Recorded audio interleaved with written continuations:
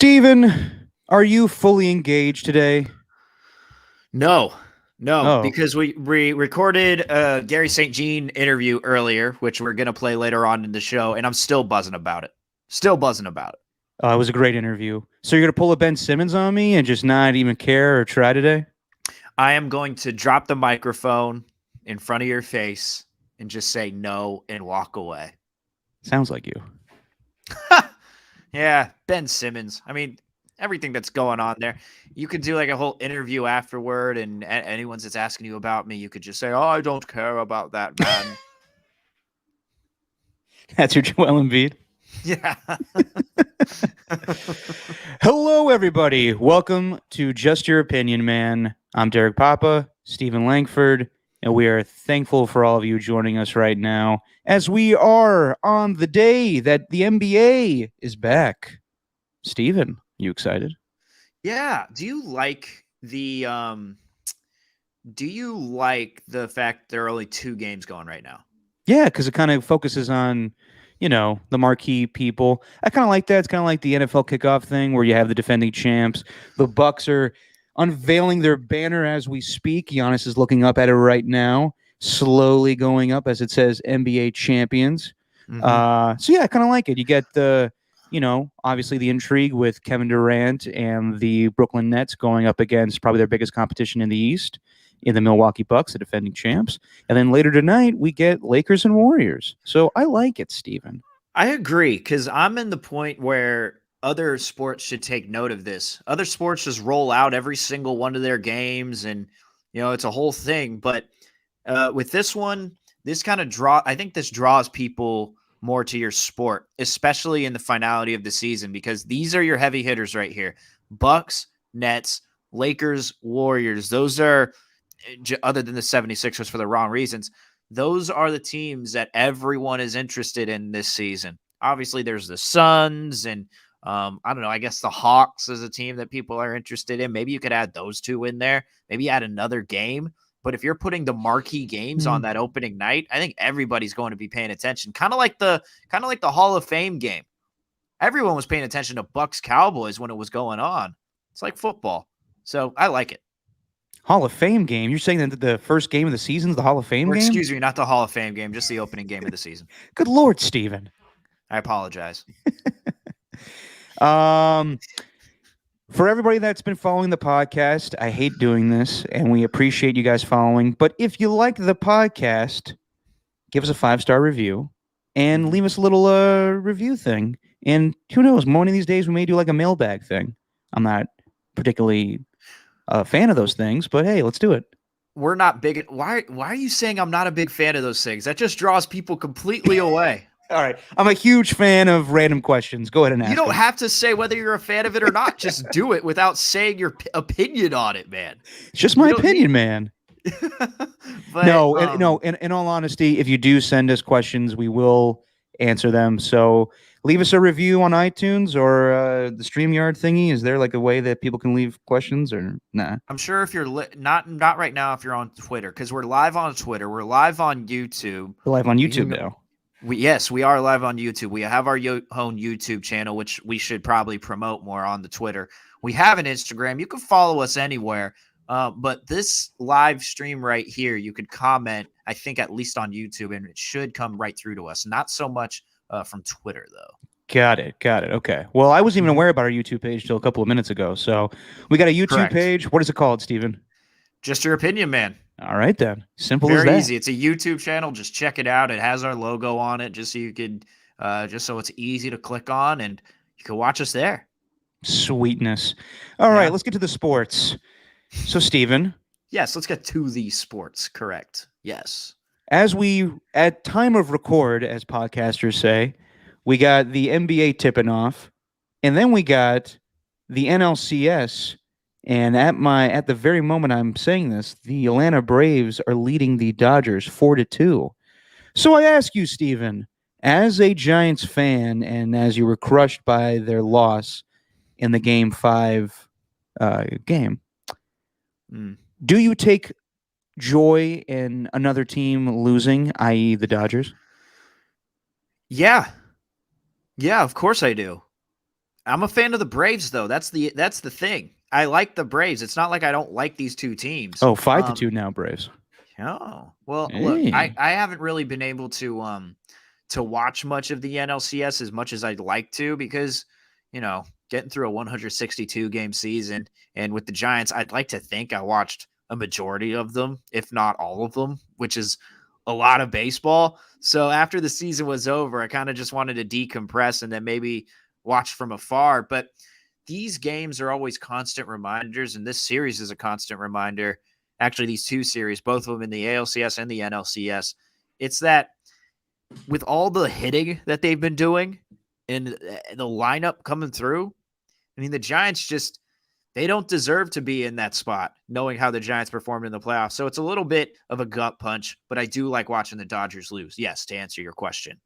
Am I allowed to? Well, yes, of course you're allowed to, but I got into a little thing a couple years ago where I called out all the Giants fans who were loving the Dodgers losing in the World Series to the Astros. You And do love to tell fans how to think. That is your specialty. I should probably stop telling people how to think in today's age. Just let everybody do what you want to do. I could give a shit.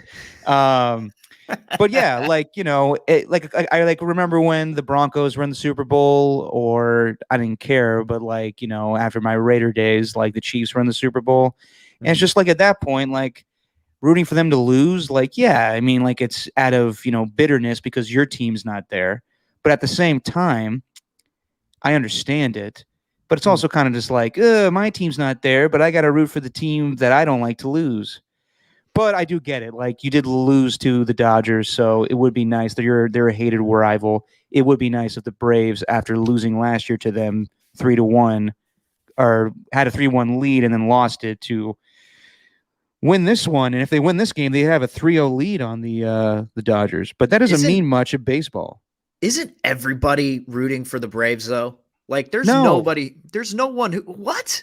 the league This, office isn't. They don't want the Atlanta Braves in the World that's Series. true. That's true. Yeah, you're right. Major League Baseball doesn't want that. But as far as fans go, I don't think there's a single baseball fan out there knowing how much money the Dodgers have spent, knowing how many assets they gave up in order to get Max Scherzer and Trey Turner. Like no one wants to see the big spending team win, especially in a corrupt sport like baseball. And so I think everybody's rooting for the Braves right now. It's not just Giants fans. Yeah, but you can't tell me that if it's the Dodgers and Astros that people wouldn't be rooting for the Dodgers. Ooh. That may be like the No, the two hated teams in baseball, the most hated teams in baseball playing against each other. If that happens, as of now, like it should be Red Sox and Braves because both of them have the lead. But who knows? yeah, it's a very intriguing matchup, the Astros and the Dodgers. And I think that if the Astros do make it, which honestly, they're probably not. It doesn't look like they're going to right now with the way Yeah, the we'll Red see. Sox are handling them.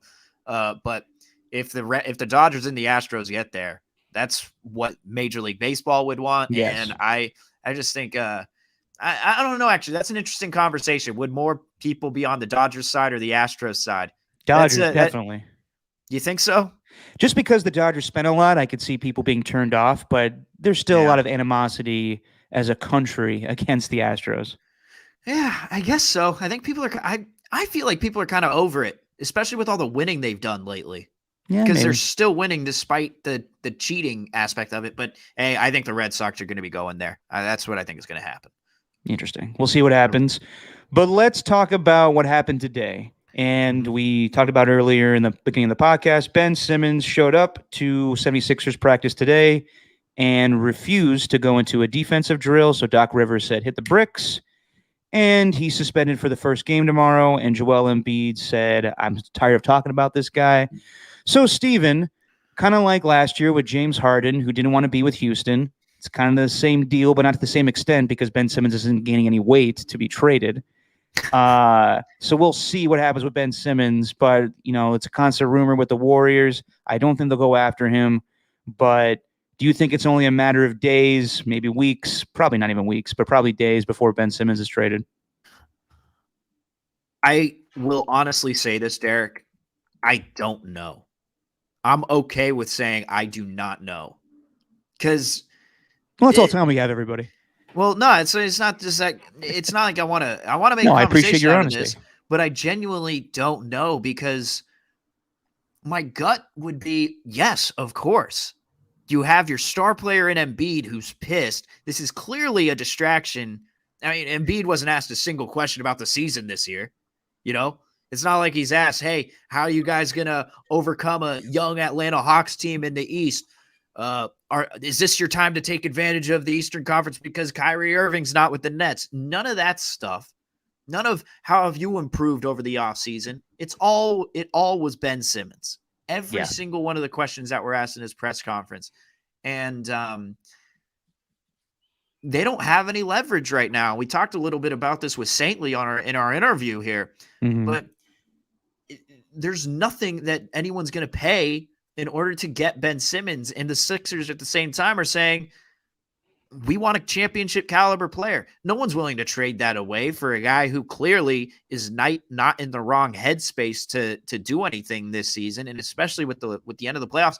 So I guess my gut would say yes, but after seeing all of that, I'm thinking he won't be traded, and he's just going to lose a shit ton of money this year. What about you? I think that eventually a deal will get placed and he will be out of there, but it will take Daryl Morey a hot minute for him to think of a good trade because the trade he was asking for on draft night to the Warriors was just asinine. Like he wanted what? What is it? Like 3 first rounders or at least James 2 Wiseman, first rounders and James Draymond Wiseman. Green, Yeah, or Andrew Wiggins.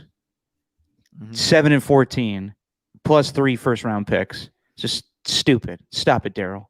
Yeah. I do wonder if this is just a one-off though. Because What do you Doc mean? River because the reports were that and Oh, this was from Shan Charania. Doc Rivers asked Ben Simmons to join a defensive drill today. Simmons refused. Rivers asked again. Simmons said no again. Rivers then told Simmons he should go home, and Simmons dropped the ball and left. So Rivers is just like, look, dude, you're not going to participate in this practice. Go home. I'll call you later tonight, and I'll see what's on your mind. And then we can maybe discuss having you on this team and getting you back into practice. I don't think it's just, he's not allowed on the team anymore. That's a total misread of this situation. yeah, but like with all the hoopla that went on today and, him throwing out, it's just going to be hard for him going forward. We did talk to Gary St. Jean today, and, we talked about how Philly is just a hard place. Just like Carson Wentz wanted out of there. Like mentally, once the fans turn on you, you can't get them back. You have to do astronomical things to get the Philly fans back on your side. So I just think it's a matter of time before Ben Simmons is out of there. So that's... Man, are we getting to the point where, like, dude, you might as well retire? Like Ben Simmons. Well, nobody wants you, bro. No, Nobody... I mean, yeah, but I'm not retire. I know, but can you imagine? Yeah, I know I'm not being serious, but can you imagine every fan base's reaction when they get Ben Simmons, a guy who is quitting on his team? The Kyrie Irving thing is one thing. Yeah. Well, let me ask you, if you traded, and this is just a crazy, like the jump, scenario, little graphic they would put up, would you trade Ben Simmons for Kyrie Irving? I know they're not equal as players, but Kevin Durant and James Harden, you add Ben Simmons' defense, and that's something that team has, needed for a while now. Kyrie is not going to change his mind anytime soon. He may, but who knows? He's just not a part of your team right now. Do you send him? And the hard thing is they're both in the Eastern Conference. They're probably the 2 top dogs, along with Milwaukee and Atlanta and some other teams, but they're in the conversation. Would you trade Ben Simmons to Brooklyn to get Kyrie Irving on your team? As far as I am concerned, there is no vaccine thing in Philly that would prevent Kyrie Irving from playing. Oh gosh, no, because you're gonna piss off the one player that matters on that Nets team right now, and that's Kevin Durant, who went over there specifically for the reason to play for Kyrie Irving. Did you not see any of that guy who wrote the book, Matt Sullivan? Did you not hear anything that he talked about? Sully? Yes, it's KD and Kyrie, and it's everyone else. Like those 2 run that organization. Yeah, I'm That's well how aware. it is over there. But Kyrie Irving is not doing anything right now. I know. He's at home on Instagram talking about his way or the highway. So Okay, okay. What about this one? Now But we're just on. that's just showing you're giving up on that guy. I don't Yeah, know. but we're I trying to wouldn't win do this year. that. You're not help us out. I know, but you never know. He could change his mind. Okay, what about Damian Lillard? What if you're Brooklyn and you asked Portland for Damian Lillard? Mm, mm, And Kyrie could go play in Portland. He's a free agent. He could figure out things in Portland, and then you get Dame with Kevin Durant. yeah, I do that. Of course you Yeah, would. I don't know if yeah, Kyrie wants to do that, but it yeah. is what it is at this point. Yeah. The biggest difference too with Kyrie and Ben Simmons is where they're at in their contract. Ben Simmons was just given the max. He still Yeah. has, including this year, 4 more years left on his deal. Oh boy. So that means a So bad team's gonna have to trade for him. a bad team's gonna have to trade for him and then pay him 33 this year, 35 the next, 37 the next season, then 40 million the next year. Oh good God. Yeah, yeah. His extension was 5 years, $177 million. That was the max extension he signed. That sounds like Timberwolves written all over it. Oh, Or Sac, or I don't know, some yeah. shitty team. Could be a cool redemption story. I don't know, but I mean, I wouldn't want that guy though. no, I mean, we talked about it with him with the Warriors, and I just don't feel it. Draymond, he's an older Ben Simmons. I think he's better than Ben Simmons. You could make the argument to trade Draymond for Ben Simmons, but in the end, Steph Curry wants him. The team wants him, no matter, if he ruffles the feathers of Bob Myers and Steve Kerr, it just doesn't matter. He's his own guy. I don't think Ben Simmons will be joining the Warriors. I think that's just not a conversation. If they would have made a trade, they would have made the trade before they actually drafted those picks with Kuminga and Moody. Yeah, exactly. Because they're not going to draft those guys just to trade them and say all this stuff like you believe in them, and that's just messing with those picks' minds. Yeah. So it has happened before, but yeah, it has. But the Warriors just aren't that type of organization. So I was into it. I really was. I was entertaining it before the draft. I actually think Ben Simmons gets an unfair rep as far as his on the court stuff. I know that the playoffs he skipped out on, dunking or whatever it is. And maybe got the yips, and I understand all that. But what he did throughout the season, even with Joel Embiid being out, he was part of the reason why they were the top of the Eastern Conference and were doing so well during the regular season. I was entertaining it. I think a guy like that could space the floor and get Steph some open shots, but that ship has sailed. I'm over the Ben Simmons talk now, officially. You ever gotten the yips before? You golf? Well, no. Because with golfing, in order to get the yips, you actually have to be good, and then start to suck at something. Whereas golfing, I've just sucked my entire life. Like you can't get the yips at something you suck at. What do you shoot? What like an average score? Yeah.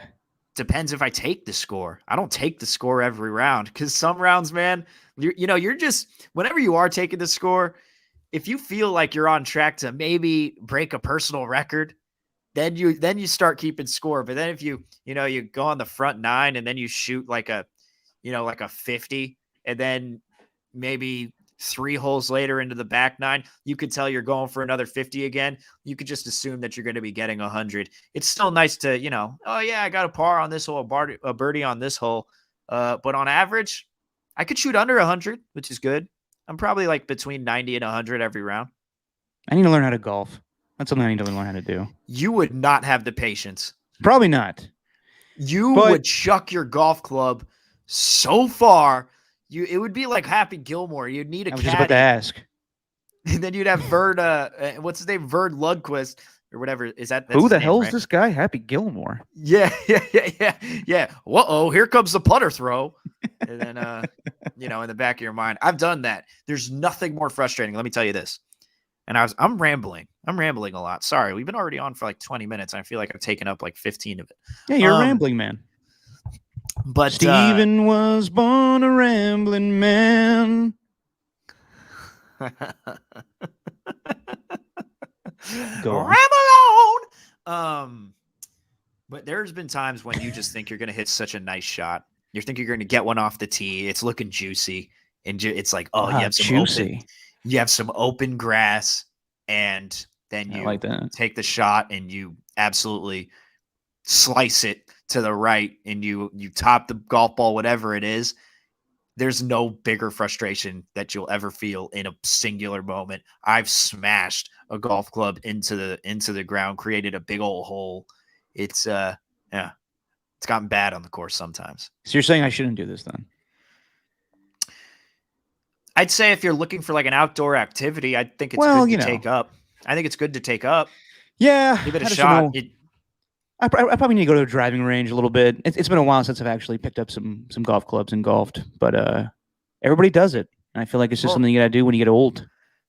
Yeah, if you work on it. The only reason I got into it was because of my grandpa, and and back in the day, we used to go out to the range at the same time I was playing baseball. Don't know if that was good for my swing in baseball. I'd be going out to the driving range in the morning and then playing a game in the afternoon, and it can sometimes mess with it because you're doing two completely different things.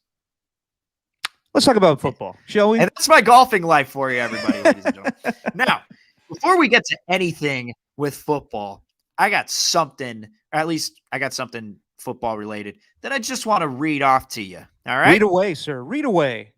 All right. I'm going to give you the stats. Do you have them pulled up ready? You seemed all ready to do this, and then you got them? 5 sacks, 11 quarterback hits. That's first in the NFL. I know this is going. Hurries, first in the NFL. 43 total pressures, first in the NFL.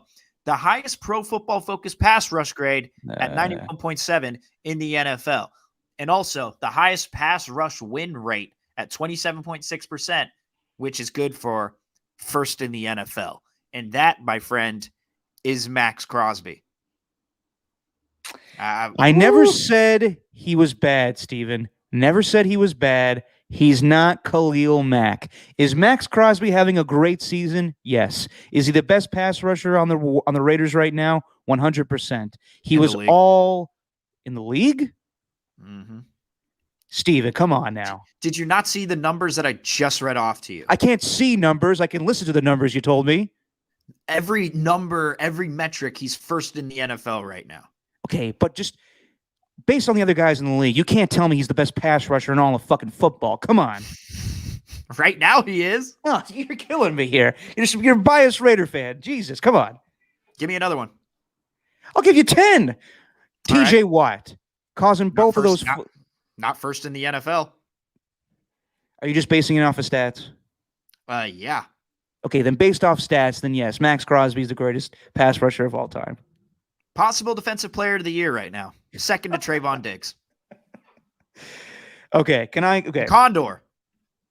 What? The Condor. Is that his name? That's his nickname.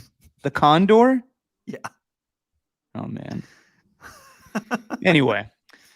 No, I never said that Max Crosby was bad. I'm just saying, compared to Khalil Mack, that's a stupid comparison. But let's not go there. Let's talk about the fantastic win the Raiders had to go into Denver, one of their biggest rivals. And whenever they win in Denver, it's a big deal. I don't care how bad the Broncos are. It's always hard to go to Denver and win, even though I know you really hate them. And I thought they were good. If we were playing undefeated or schmundefeated, they'd be schmundefeated right now, because them and the Panthers, since they went 3-0, have lost all their games.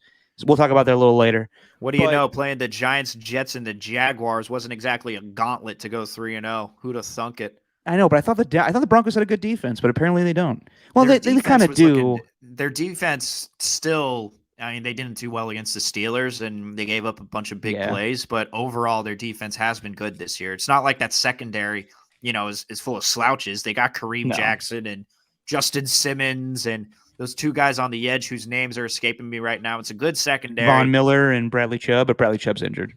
Bradley Chubb's injured. They would have made a difference in that game, I think, against the offensive line. Yeah. They miss him. But, it was a great win. Great win, 34-24 over the Broncos, especially with everything they went through during the week. Dare I say it was reminiscent. It's not the same situation whatsoever, but it reminded me of, in a way, of the game in Houston 10 years ago when they lost the day after Al Davis died. It's not the same situation whatsoever. I'm not comparing it in that way. But it's similar in the fact that the Raiders had to rally against a very hard situation that was against their control. And in the end, they found a way to win. Like 10 years ago, they had Hugh Jackson, they had coaches, but they were without their symbol for forever. Al Davis Yeah. was the face of that franchise, and that was the first game they played without him. Yeah. Now, John Gruden, like it or not, was the face of the Raiders going forward, and they didn't have him for the first time. And I thought they played great. And I got to apologize. I know last week I compared Rich Bisaccia to Jim Tomsula. That was inappropriate to me. Rich Bisaccia is his own man, and he'll do a fantastic job with the Raiders if they keep playing like this. Derek Carr came out slinging it right away.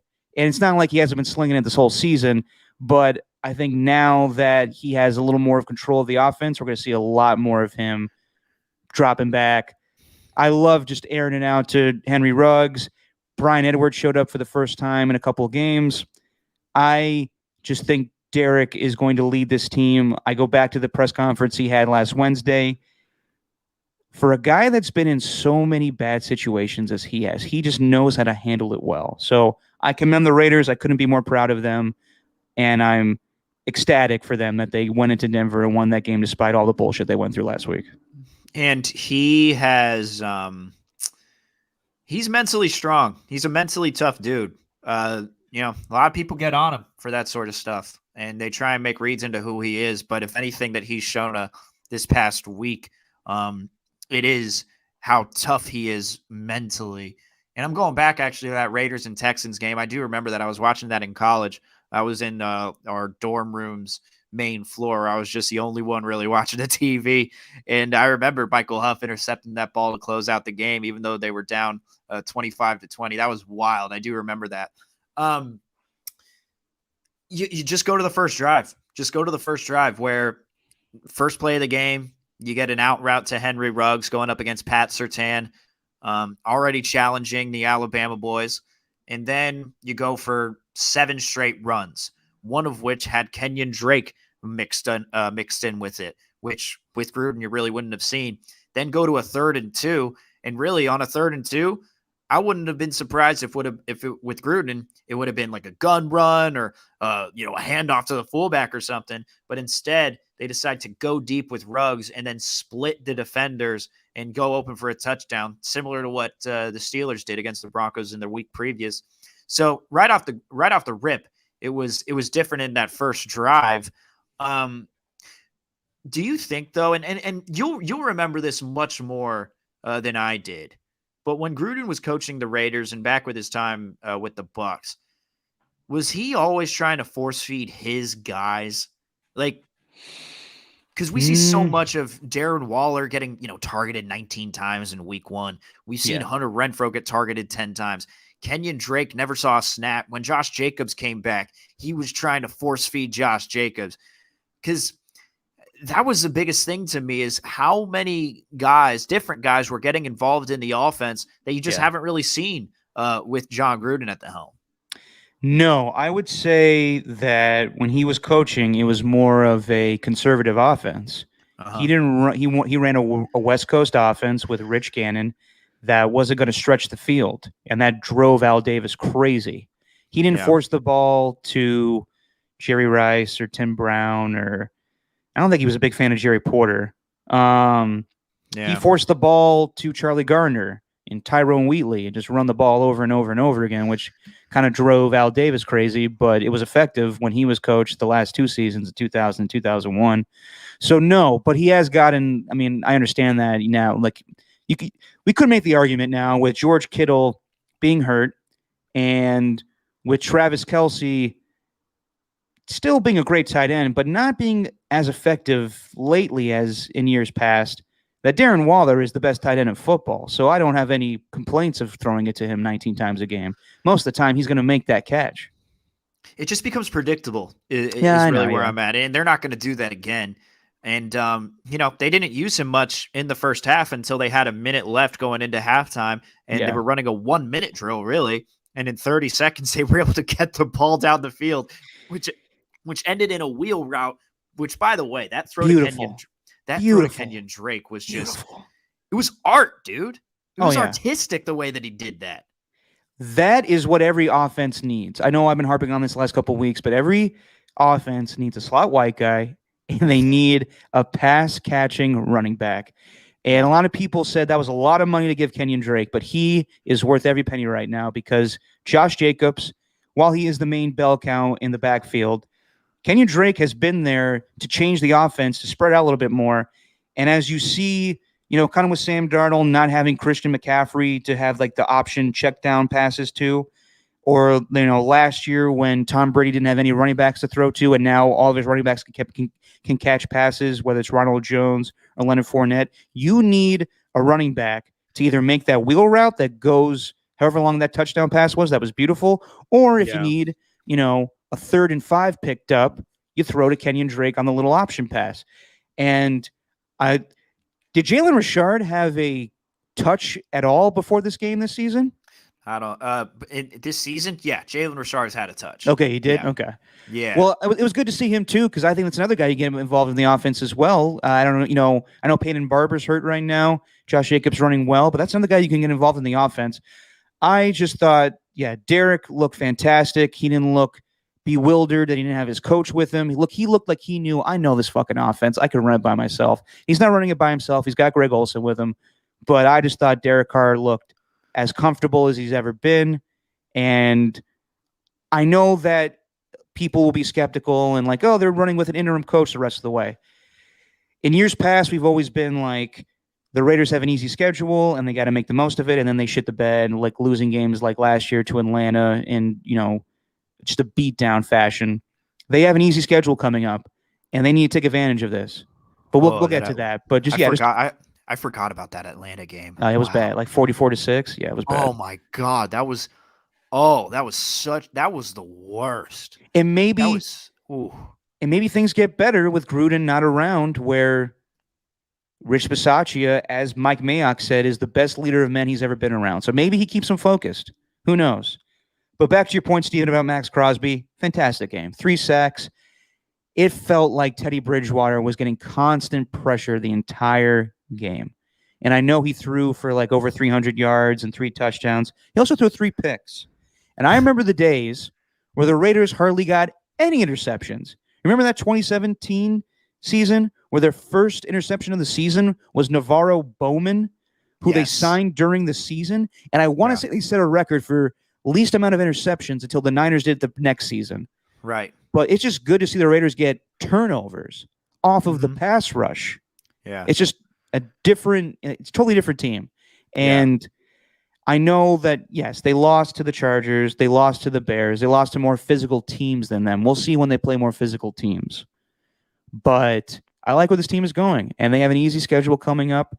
And you got to win these next 2. Yes. Eagles and Giants, you have to win against these NFC East teams. At least these 2 compared to the other 2 when you go and face the Cowboys and Washington around November, December time. Do you think players were intimidated by Gruden to the point where it would affect their on-field play? He was a very intimidating guy, but I don't know about that. These guys are professionals. I know I know these guys are like, Spartans compared to us normal humans because they're going into a war every single from game. Michigan State every single Sunday. Yeah. But the offensive line looked different. It seemed like they were less I don't know. Maybe it was just they had something to prove. Yeah, maybe it was they had something to prove. They had something to prove. In the play action numbers there, and actually I do want to talk about the defense, but real quick, these play action numbers, the highest percentage of play action plays that they had this year was back in week 5, and that was 17% of their plays. The league average is at 24, so they were even at their highest rate. They weren't even keeping up with the league average in terms of play action passes. Greg Olsen and Derek Carr, 27% of their plays were off the play action, and you saw Hunter Renfrow getting open in a way which really we haven't seen much of this year, which was off the play action instead of when they're in the shotgun and, he just tries to get open on a little out route or doing his little triple move, whatever it is. There's something different there. And also the screen pass to Josh Jacobs. Yep. The defense wasn't ready for it. It's just they have all this film on Gruden, and I think he became pretty predictable during this year. So it was completely different. It was all different. And then the defense, I can't say enough about the defense. Jonathan Abram has just gotten so much better. He's clearly more patient, picks his spots to be the wrecking ball that he can be. He had some big plays in this game. Nate Hobbs is looking like a steal right now later in the draft. And it makes you think like, hey, Mayock, I know these first round picks haven't been great, but hey, Mayock really, he knows what he's doing and finding these diamonds in the rough. I think Nate Hobbs is another one of those guys. Casey Hayward, been one of the best, if not the best, free agent acquisition in terms of value this season. He has been awesome at the Dare I cornerback say position. he's been the best Raider cornerback in quite some time? It's looking that way. It really is. I mean, just have a veteran presence like that. Like who? Like I don't want to say Nomney because there's probably been some good guys since then, but it's just good to have a guy that you can trust that you're not worried about all the time on the outside right there. But yeah, I can't. You're completely right. They have not had a good player like that in a very, very long time. Someone like that. And people were mad about the Alex Leatherwood pick, but picking up Trayvon Merrick in the second round, huge steal. Because I think that safety combo with him and Jonathan Abram. Am I saying his name right too? Is it Merrick? You are saying it correctly, sir. Cool. Because for the longest time when I was cutting up B-roll from him, I always said Mo-ring. So it's good to know that I need to get that shit right. Yeah, Merrick. You're good. Secondary's good. And I don't think I'm wrong at saying this. Solomon Thomas has already been a better Raider than he has been a 49er. He's already been making plays. It's just a new environment. I don't know what that is because he was still out there with Nick Bosa and DeForest Buckner. Although I'd have to go back and look at his snaps. I am curious to see how many times he was lined up alongside those guys as opposed to the second stringers. But that forced fumble that he had, a total hustle play on Solomon Thomas's part. Yes, that's a credit to Gus Bradley. I'm not even sure who the defensive line coach is, but it's a credit to him.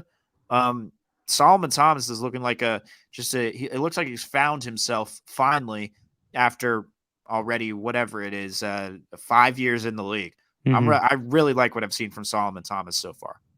And once again, great job by Rich Bisaccia just having to deal with all this shit this week. I think it was a fantastic move to not name Gus Bradley the head coach. Let him focus on the defense. Let Greg Olsen focus on the offense. Let Tom Cable focus on the offensive line. Yeah. And that way you just have all of your great assistant coaches focusing on what they do best, and the team will play well. We'll see where it goes. Obviously, there's a lot of discussion about who the next coach will be. It may be Rich Bisaccia if they play well. Who knows? My big question, and this is when he doesn't have a lead, because they were up 31-17. Yeah. And this was in the fourth quarter, just at the start of the fourth quarter. And Derek Carr had that. This is the drive where Derek Carr had that big pass to Bryan Edwards, where Edwards made the one-handed catch. Beautiful catch. Awesome. I'm honestly, I'm still kind of down on Edwards. I don't know if he can get separation from cornerbacks. I think that could hurt him. But if he's making catches like that, I ain't going to hate. But I do wonder, because in that situation, they get to the Denver 19. They run it with Jacobs, 5 yards. Run it with Jacobs again, 3 yards.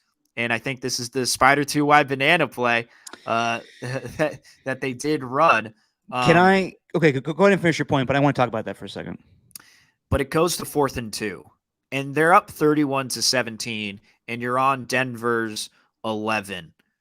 I wonder, let's just say if the score at that point was 31-24, you're only up by a touchdown and the field goal gives you 2 scores. Hell, if it's a tie game, but if you're 4th and 2, you're 4th and short, and you're on the opposing team's 11, I want to know if Rich Bisaccia would go for it or possibly kick the field goal in that situation. That's what I want to see in the next game. I don't know if we're going to, because I think they can actually beat the crap out of the Eagles. But that's something that I do want to see going forward, is how he handles those 4th down calls, because that appears to be the biggest indifference among a lot of these head coaches in the NFL right now.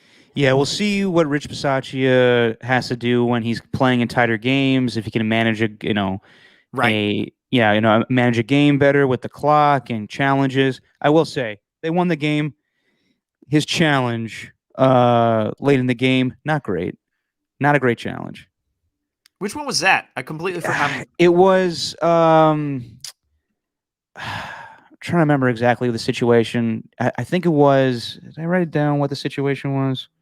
Hang on. Okay, I got it here. Was it You the got it. one? Was it the Teddy Bridgewater passed to Courtland Sutton in Vegas? Challenged whether the runner was down by contact. Yeah, it was clear that he was down, and it just wasn't a good Man, challenge. But at that point, they were up by so much. I did think they got a little leaky there in the defense. Onside kick wasn't great that they recovered, but in the end, Jonathan Abram makes that pick. There's just maybe little Bisaccia things. just said. Maybe Bisaccia just said, "Hey, Fangio's already done 2 dumb challenges. Why don't I get one in here before the end of the game?" You know, why not? Are you saying Italians can't challenge, Steven? Is that what you're saying? Ooh, you might be onto something there. Fangio and Bisaccia. No. They sound like they could have like a pizza joint together. Easy there, What? non-Italian guy. My family's part Italian too. Oh, I got some. by I got all my, means, then make all the Italian jokes you want. Then shout out to my uncle Joe over there in Italy. grazie. You were just. I'm sure he watches. Can I talk about the Spider 2 Y banana play real quick? Sure. Okay. Our mutual friend Lorenzo Neal got a little shit this week for saying on the halftime show at Vern Glen that the players are trying to win this game for Gruden. I don't know if that's true, and I don't know if that's something that Lowe should be saying. However, he could be 100% right. And that play call is a John Gruden play. Even though it's run by other coaches, we all know his history on Monday Night Football. We all know he loves to say it. He brought it up all the time in Gruden's QB camp. For them to run that play there, I thought was very interesting. I don't know if it was an ode to him or if it was just a play that they run that they wanted to run. But it was interesting that they ran Spider 2Y Banana with the game not the game on the line, but like the one that would get the game in hand. They didn't get it. It led to a field goal, but I thought it was interesting that they ran that play. I'm not going to read too deep into it. Okay. I'd say that was just because, again, they were, trying to keep the defense on their toes and running things at them that they didn't really expect. And maybe, in their mind, and Greg Olsen and Derek Carr's mind, they're thinking, well, hey, if Gruden's not here, they're not going to expect us to run this play. Yeah, that's true. Let's maybe try it out on a 3rd and short situation. Let's see if it works. It ended up not working. I don't know if I'm looking so far as to say, yeah, they ran a play as an ode to their old head coach. Although, did you hear the rumors that they went to visit him after the game? Did they? I didn't see any rumors of that. I read that. I don't know if that's true. I don't want to read anything into it, but I did read somewhere that some Raider players went to go visit John Gruden in his house after the game. Well, I mean, Derek Carr's right next door. It's not that hard. It's kind of hard too. It's like, hey, watch the game. Come on over for a beer. Yeah. That's got to be awkward. Yeah, I never thought about that. Gruden is his next door neighbor. So I could just see Derek coming home from a bad game now and just Gruden sitting on the front porch, like smoking a cigar, being like, I tell you what, man, you fucked up in that. And just like, yeah. No, he's just, going out to play basketball or something in the front driveway.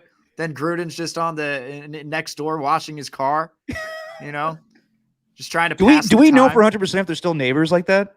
I do not know, but I like to think so because it creates God, can you imagine? Visual. Can you imagine just like Derek comes home? Hey, what's up, man? You want to come over and hang out? And Derek's like, no, man, I got stuff to do. Want to watch the Sunday night football game? Please, I tell you what, man, I got no one to hang out with me now. No one wants to hang out with Gruden anymore. Oh my God. Oh, jeez. I was talking to my dad about Frank Caliendo not having a job anymore. Like, what is he going to do now for material? Like, half of his material was Gruden. I know. Yeah, I think he'll figure it out. Frank Caliendo's pretty well known. I think he'll be fine. I know. It was just for so long, like, he did the Madden impression, and then he did the Gruden impression, which was big. I think he's moved on now to Tony Romo, though. He's pretty good at it. Oh, Jim. He's good. Jim. That Tony Romo is great. Tony. The best was last year when they actually did it. Tony Romo during a game was like, "Oh, Jim, here we go," and then Jim Nance actually went, "Tony." So let me ask you this: after the Chargers, they have that beat down to the Raven, or they got beat down by the Ravens 34-6, Yes. and the Raiders beat the Ravens team in Week 1. The Chiefs in that first half against Washington. Mm. I'm not gonna lie to you. I was thinking, oh wow, are they just that bad? But then they end up coming back in the second half, and Pat Mahomes is being Pat Mahomes, and they end up winning 31-13. How would you rank those teams right now? If let's just say this, let me phrase it this way: you're a Raider. That's my fork for eating the wing later on. You're a Raider. Oh yeah. Why you prolonging this? Put that wing in your mouth. You're don't tell me to put anything in my mouth. You're a Raider fan. You have Used to one be, of those. Steven. Whatever. Just put yourself know. back in those shoes. And you had to choose one of those teams that you that you have to face in the playoffs right now. Would you rather the Chiefs or the Chargers? Which one would you choose if you were a Raider fan and you had to go pick one that you wanted to beat? I'll answer your question a little bit here, but the Milwaukee Nets are kicking the Brooklyn Nets ass right. Or the Milwaukee Nets. The Milwaukee Bucks. The Milwaukee Bucks are beating the Brooklyn Nets ass right now, 33-17. They need Kyrie. All right. What? I don't even know what you just said. I know. It was just gibberish. That was the worst. That was the worst score reading that I've done some bad ones. Trust me. I've done some really bad ones. Instead of saying a throng of people during a show, I said a schlong of people, which is not the word that I was supposed to be looking for. But you just said the Milwaukee Nets are brooding the Butts. The Milwaukee Butts. Oof. Brutal for you. Do you understand what I'm saying? The Milwaukee Bucks are currently beating the Brooklyn Nets 35-20 right now. It's a beatdown game. Actually, I know. You know what? I'm gonna. It's also the first game of the season. Might have to live bet this bad boy. Oh, look at you now! Look at you gambling. I know. Well, whenever I wish I could. I can't. I got my 5 NBA win total over unders. If you want to go through those at the end after we play Garry St. Jean. We'll get to that in a second. But to answer your question, to rank the AFC West teams right now, I'd still have to go with the Chargers number 1. Okay. I would go. That's tough. Chargers 1. I'd still go Chiefs 2. I go Raiders 3. And I go Broncos last. Until the Raiders beat the Chiefs, I'm not going to go there yet. I know Patrick Mahomes is looking like Brett Favre this season, just throwing up ridiculous passes. He's reverted to Texas Tech, Patrick Mahomes. Like, what the hell was that pass where he fumbled the snap and then just threw it up in the air? Like, whoops! Like, he's just doing way too many of those plays this season. He's tied with Trevor Lawrence for 8 picks. That's a lot. Yeah. Actually, it's not a lot. Like, we just like, but back in the days in the 70s and 80s, I know it's different football, but a lot of guys, like some of like the best MVP seasons were guys that threw like 26 picks, but threw like 28 touchdowns, like Dan Fouts and shit like that. And now we go crazy for like, you see this guy threw 11 picks this season? Good Lord, bench him. Yeah. Yeah. And it's funny because you'd think that with the amount of times that the ball's thrown and the volume of throws versus pass plays versus run plays, you're bound to run into some interceptions. Yeah, I'm with you. But look, for me, I think the Chiefs are still a damn good team. And Steve Spagnuolo, this happens every year. How often does this happen where we say, especially since Mahomes has been the guy, like how often do we say this Chiefs defense sucks? And I don't know if the offense is going to be enough to overcome it. We do this every regular season. There are so many. It's funny, man. The NFL is hilarious because you do laugh thinking about how similar every team operates during the regular season. The Vikings, for example, are they a good team? Sometimes in the regular season, they'll have a blowout and then they'll just lose a complete stinker. And then they'll continue to win, but then ultimately they're just going to, be a fringe wild card playoff team who aren't going to do anything in the playoffs except win based off of a total deep ball. I don't know. It just seems like we told this story before about the Chiefs about the Chiefs defense. It's nothing that they can't overcome, and Steve Spagnuolo can't overcome. So I'm putting the Chiefs 1, then the Chargers 2, and then the Raiders at 3. So we gave all the Raiders that praise, and then we said they're the 3rd best team in the division. It's how good the division is, man. It's not to say that 3 of those AFC teams can't make the wild card. can't make the playoffs. It's not to say that. There's a very real possibility right now. Chargers, I think, were just gassed from that Cleveland Brown game. They put up 47 points. That was just an all-time shootout. And the Ravens outcoached them too. Some weeks you just get outcoached completely, and that's what happened with the Chargers. It could have just been a one-off. And sometimes you live by going on fourth down all the time, and sometimes you die by going on fourth down a lot. So going for it in your own end zone when you're at like your own 19 is a pretty bold move there. Smart guy, genius Brandon Staley, who gives a 2-minute sound clip, and everyone thinks he's God. He is good though. Come on, dude. I'm not gonna lie. I mean, I sent that link right over to Spadoni, and I was like, dude, do you see this? Look how smart their head coach is. He's a smart dude. He's a real smart dude. I'm such a hypocrite. I'm the worst. You are the worst. But yeah, I don't put a lot of stock into it. I think the Chargers are good. I think the Raiders are good. I think the Chiefs are good. I don't know what the Broncos anymore. But yeah, I think it's a tight race in the AFC West. So we'll see where that goes. Let's take a look around the rest of these games because that AM slate was relatively boring up until you had. Oh man. Okay. Can I tell you about the game I had to do for NFL Network highlights? Yeah. What'd you have to go with? The Giants may be the worst team in football, and Daniel Jones. I don't know what you do with that guy. He didn't turn the ball over a lot prior to last week's game, but God, man, he fumbles like crazy. First play of the game, right away, fumble. It was recovered by the Giants, but then he throws 3 picks, fumbles again, and the Rams. I'm not going to put a lot of stock in the Rams beat down of the Giants. Do you not like me coughing there? No, that was gross. I'm sorry. It was so funny. It sounded like you tripped over it's as if we were walking and talking and like you tripped over the sidewalk. So, let's go. Didn't even sound like you were clearing your throat. I'm turning into my dad, where he just talks over his verklempt in his throat. You've heard that before. One of the great throat clears in all of sports media. Anyway. No, but how many times you ever listen to the show where he was like, yeah, I think Steph Curry needs to play better. Oh, God. Dude, it happens to the best of us. Been there. It happened to me right now, and I'm not the best of us, but anyway. Keep on going. Rams, Giants. What were you talking about? Rams, Giants. I wasn't really impressed with what the Rams did because they have a good offense, but they were just set up in the Giants' territory over and over and over again with all the turnovers that were given to them.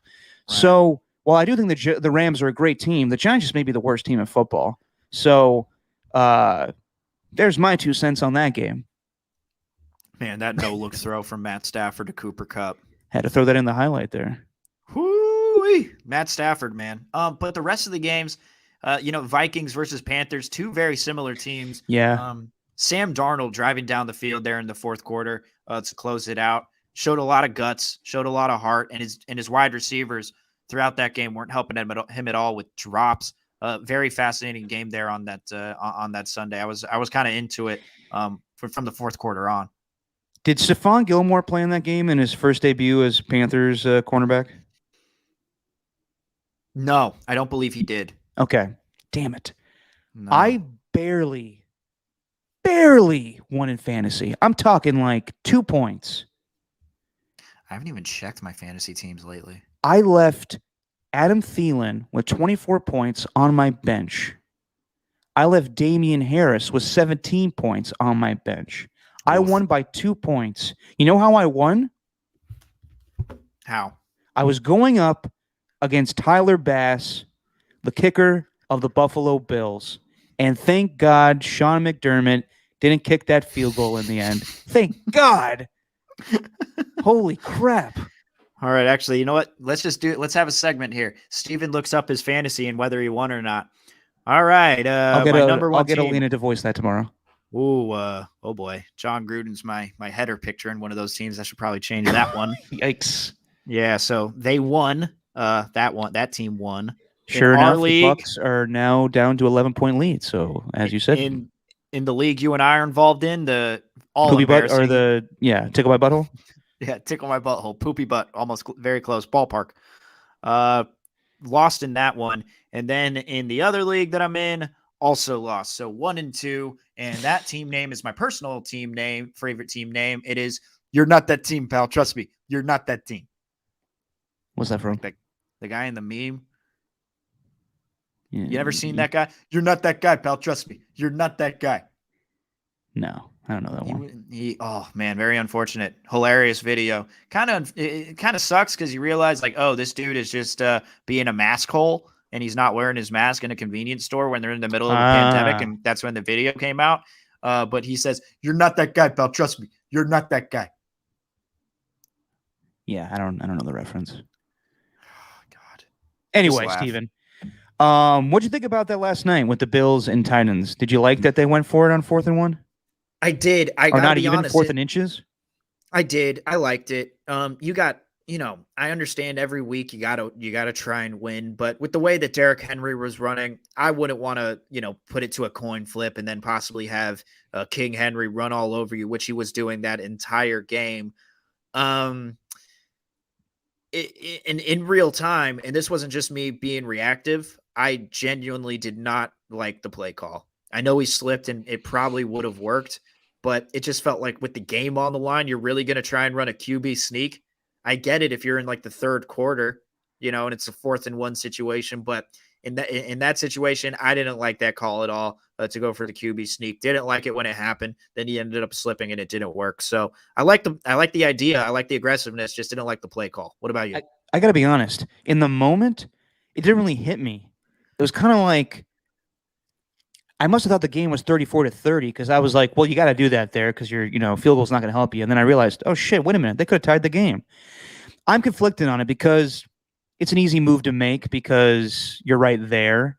You don't necessarily score on the 4th and 1. You still got to call a timeout, and you're hoping that you can throw a touchdown pass. You still may need to kick a field goal to tie the game and go to OT, so it's not guaranteed. However, that's just the NFL now. When you have a chance to win the game and it's manageable, they're going to take it now, coaches, I believe. And I like that, where it's based on analytics now. The percentage shows that if you go for it more on 4th down, you're more likely to win the game. So I don't have a problem with it. I have a problem with the outcome, obviously. I don't really have a problem with the play call. Josh Allen gets that most of the time. He just slipped. Yeah. And it's weird because I thought the Bills were kicking their ass most of the game. And I thought the Bills were the better team. I still think the Bills are the best team in football. Just a bad loss. Things are interesting now in the AFC. The Ravens, despite all their injuries, are the best team in the AFC with a 5-1 record. So, interesting slate of games this past week. We thought that the Cleveland Browns were going to give the Cardinals their first loss. Cardinals beat their ass down and sent them to the hospital at the same time. Mayfield's going to play, but Nick Chubb's out, Kareem Hunt's out, and the 3-3 Cleveland Browns may have their hands full against the 3-3 Denver Broncos just based on injuries. Are the Arizona Cardinals, to you, the best team in football? Because they are, week out and week out, the most impressive team. They're 6-0. They're the only undefeated team remaining, but I don't really know if they're the best team. I can't get a read on them. As of right now, yes.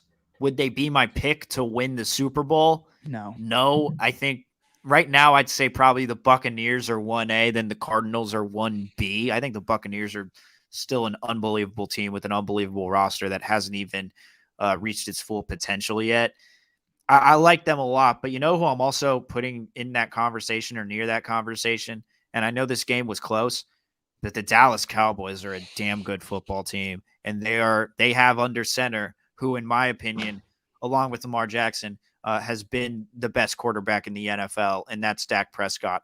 Right up there. I think you can have an excellent argument between the three in him, Josh Allen, and Lamar. Dak has been outstanding this year.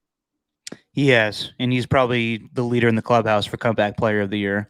Yeah, the Cowboys are good, and God, I was shocked how many points they put up on the Patriots. Bill Belichick, he's a fantastic coach, and I don't want to do the comparison of the stupid stuff between, who was more, whose credit should there be for the success of the Patriots? Is it the Bill Belichick or is it Tom Brady? Regardless, the defense I thought was going to be great this year, and they just have not given enough for Mac Jones to work with at times. 29 points should be enough for you to win the game. but they're going up against the Dallas Cowboys offense that's pretty good.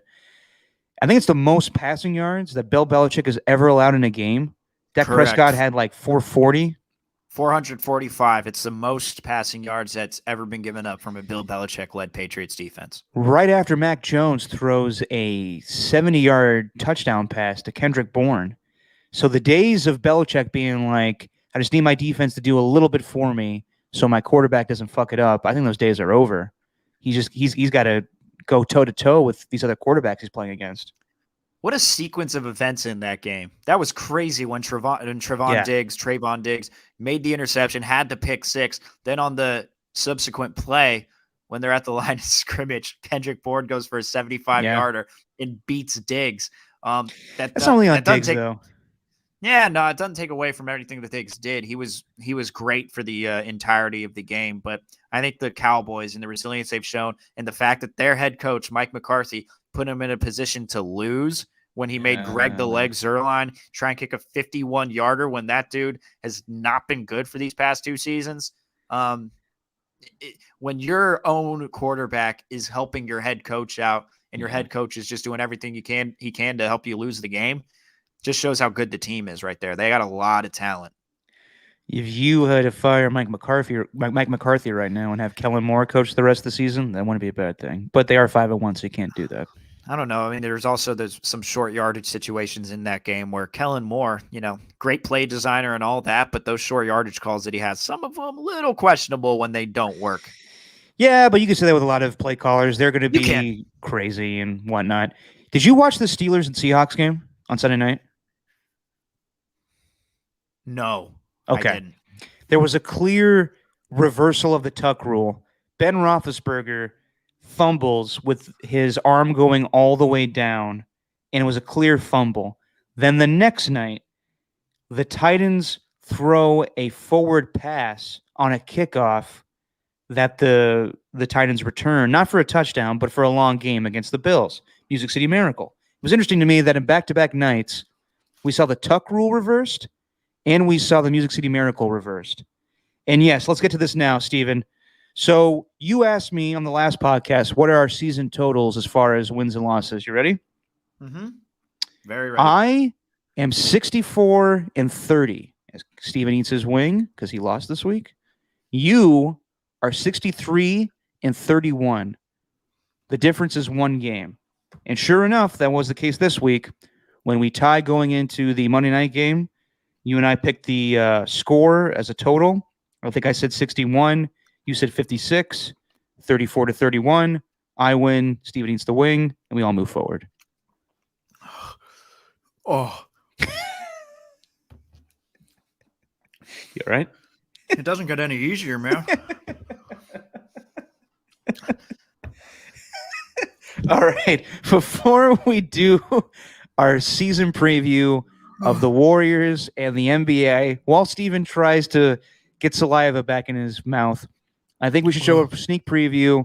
We had a fantastic interview today with Garry St. Jean. I want all of you guys to check it out. It will be released on our podcast tomorrow. Here's what Garry St. Jean had to say about what he thinks of the Golden State Warriors this season. Garry St. Jean was amazing. This was the best 2 hours of my life. So, Saintly, let's talk about actual basketball. The season tips off tonight. You got the Warriors going up against the Lakers. What do you think about this Warriors team this season, and how do you think they stack up against the rest of the West, specifically the Los Angeles Lakers, who, to me, seem like they're an older bunch, but they could be pretty good? Well, the Lakers, let's see, today's what, the 19th? Yes. So 4 days ago, a lot of them got their Social Security check.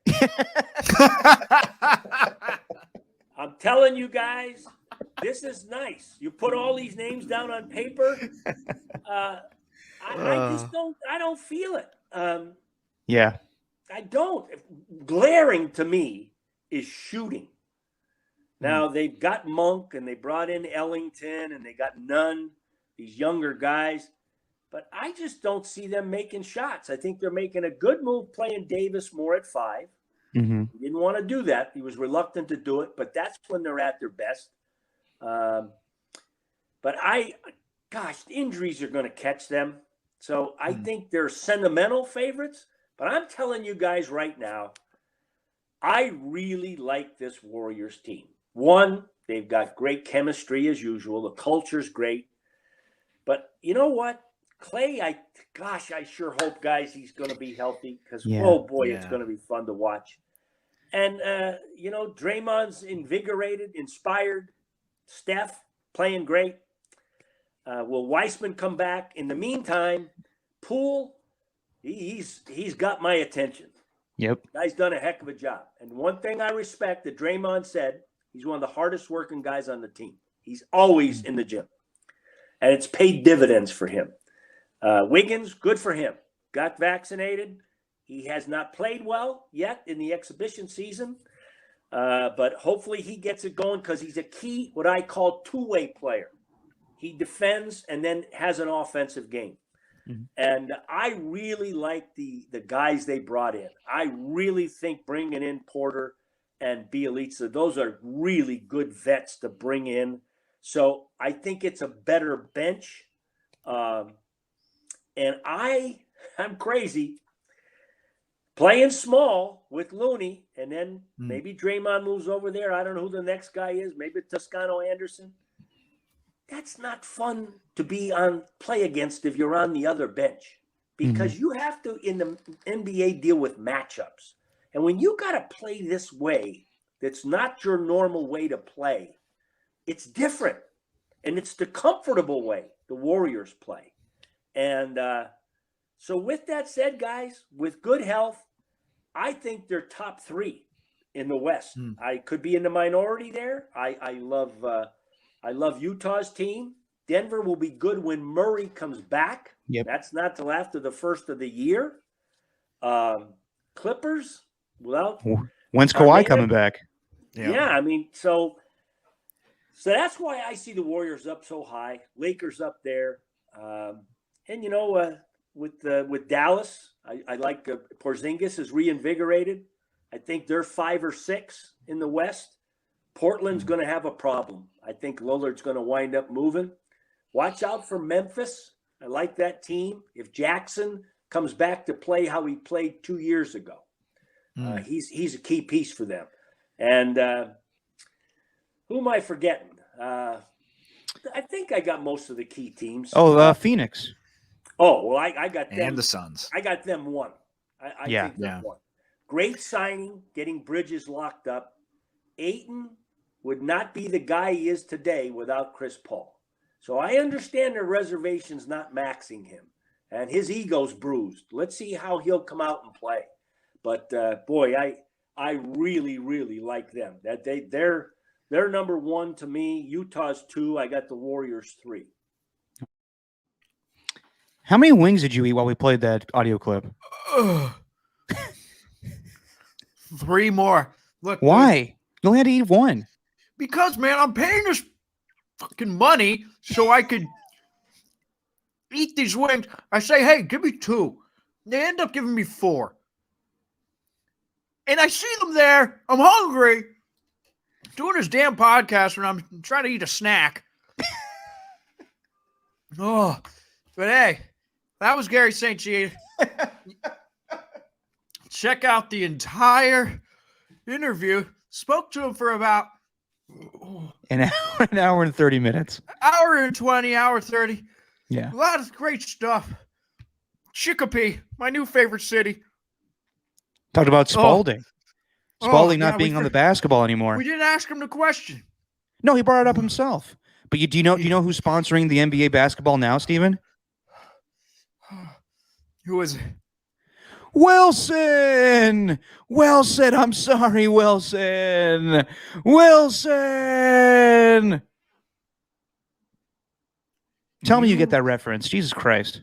You made Tom Hanks's acting job so much better with how monotone that was. There was no emotion. Well, I'm not going to scream. I didn't feel like you missed Wilson. You want me to do it again? When you did that. Do it one more time. Okay. Wilson!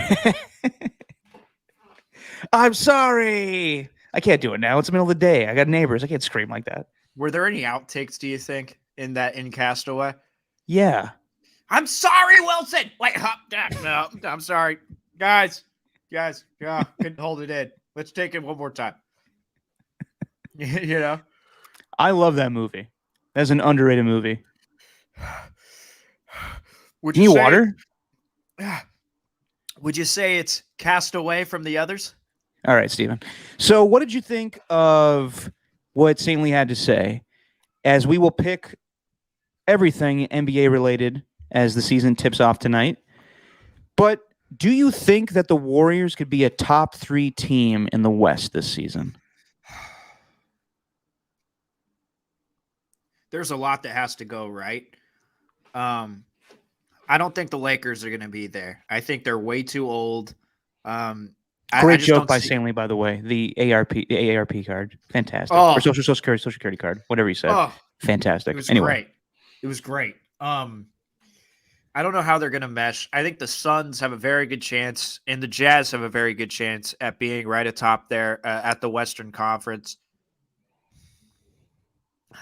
I don't know if I'm going to put the Mavs there. I don't know if I'm quite ready to put the Mavs there yet.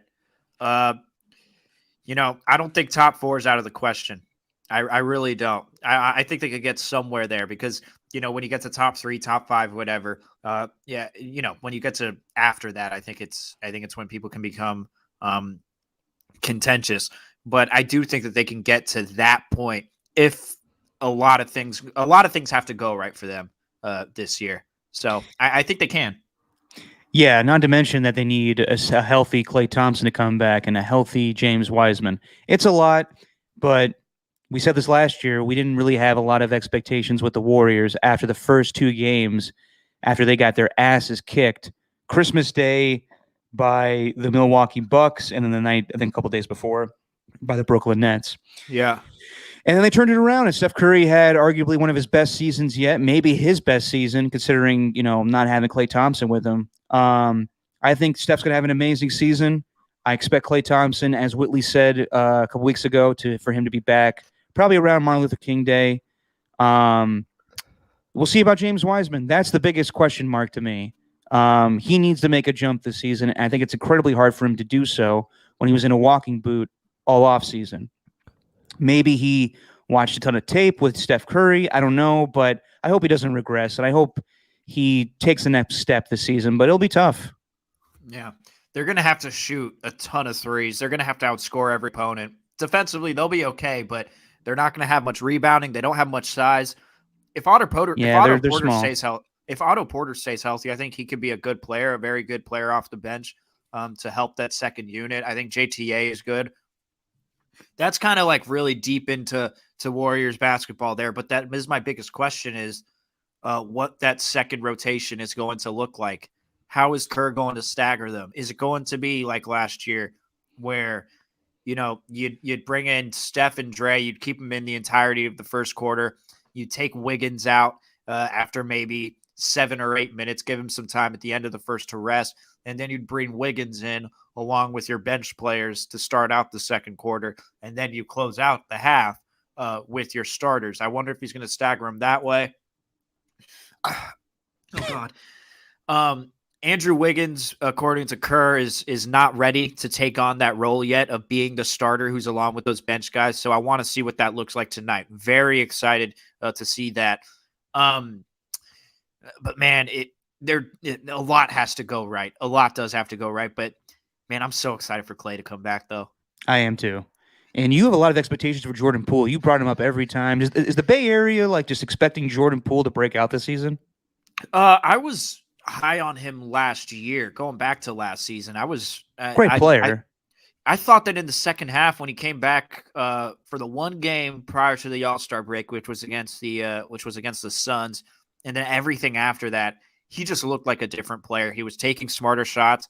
I didn't know he had handles. I didn't know he had handles the way that he has them. Sometimes you maybe get a little too cute with it, trying to be a little showboaty. But seeing the way that he played in the preseason and the fact that he's odds-on favorite to win the Most Improved Player award at this point in the year. Yeah. I mean, the expectations for him, I have pretty high expectations, and especially that, hey, they chose you over Eric Paschall. Hey, Did you hear the bingo card thing, by the way? That's why I asked you if you saw that touchdown on Sunday Night Football, where Mike Tirico said, if you had that on your bingo card, then good for you. Is Well, that a if you saying now? It is. And I brought this up on the last podcast. Clearly you weren't listening. I usually tune you out when you're talking. But funny enough, I do that a lot to a lot of people. I should really work on it. But if you You had asshole. Jordan Poole in 2019 at least, or in 2020, maybe the 2020 season, we'll have that.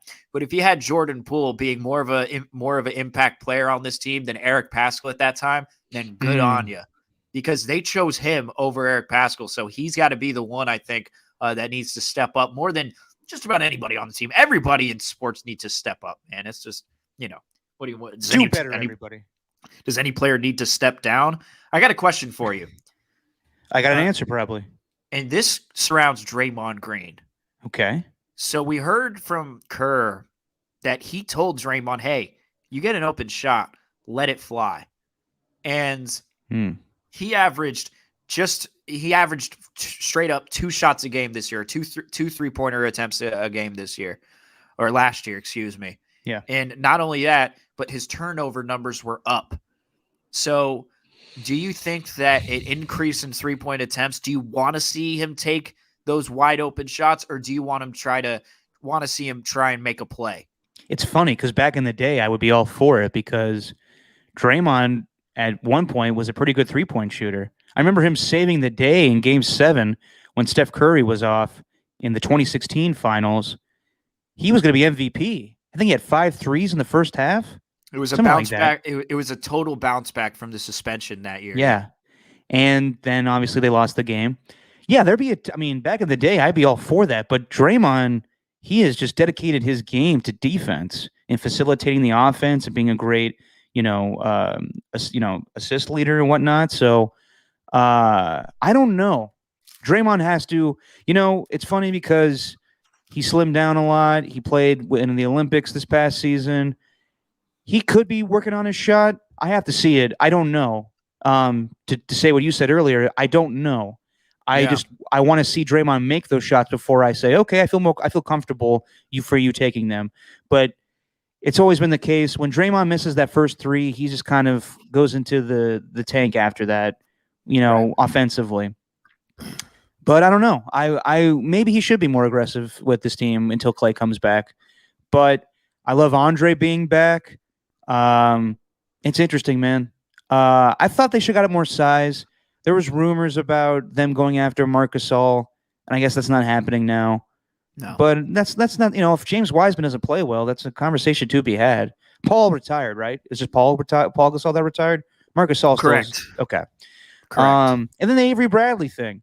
I guess it was enough for them not to like him. I'm not fearing him going to the Lakers, but Avery Bradley's a name. I don't know if he's the same player anymore. I've always known him along with Fred VanVleet as the 2 guys that can shut down Steph Curry pretty well defensively.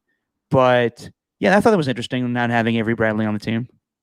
I think Draymond absolutely needs to take more open shots. I think if you're going to see those 3-point attempt numbers up on average, then you're going to see those turnover numbers go down, because he is getting at least 1 more turnover on average per game when he misses up on an open shot. Because sure, he can make things happen. He's a great passer. I'm not taking anything away from that, but there were so many times last year, and you could count maybe even 1 per game, or at least, take a 2 weeks worth of games, you could average it out to probably 1 per game, where he would try to make a play that wasn't there. Something happened that wasn't there, even though he had a wide open look.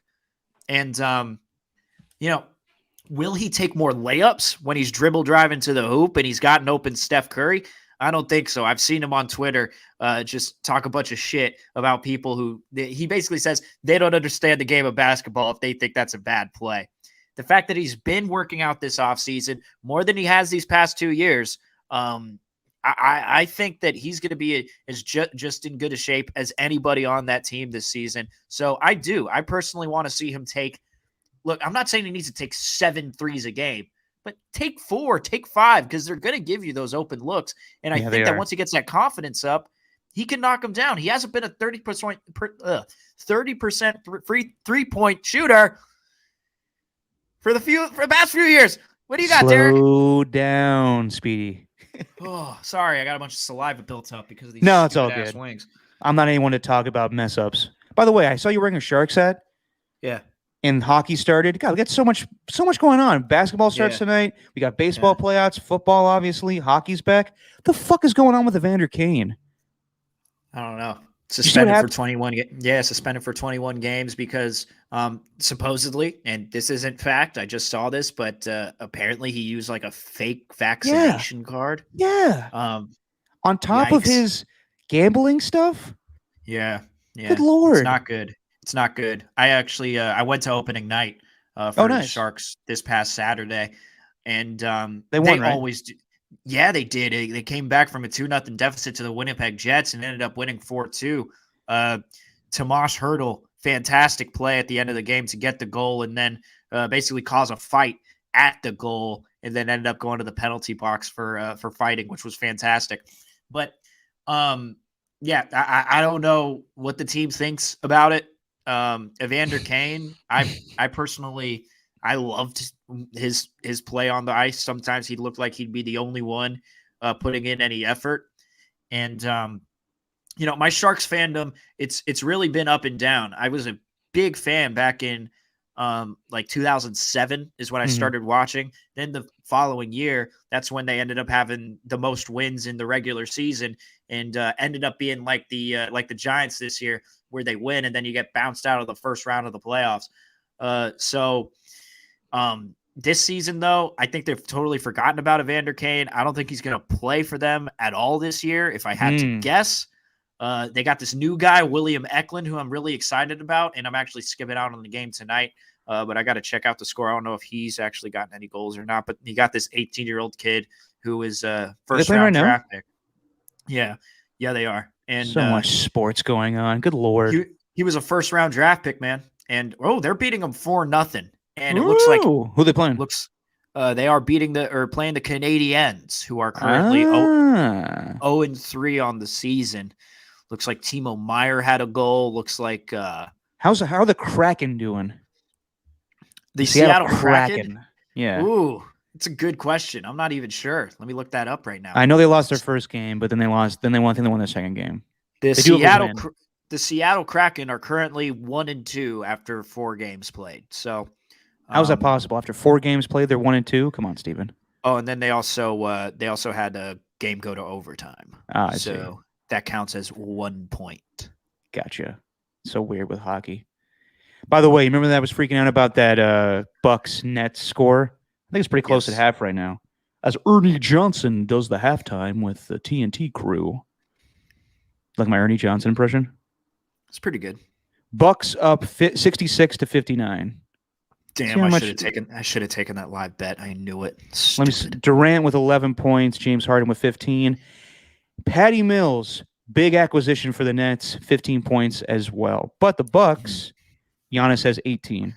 All right, should we do a very cliche NBA season prediction segment, Steven? Season prediction? Like how? What do you want to go with here? Like who's going to make the playoffs or how do you want to do this? I want to do it where we pick our playoff teams in the West and East. Okay. Who wins what, like MVP-wise, and who you think is going to end up in the finals. What do you say? Okay. Let's do it. Let's do it then. And I also got 5 overs and 5 unders that I got this season that I think are absolute locks, which are already way too late to put in. All right. You tell me those while I sing the NBA on NBC song. All right.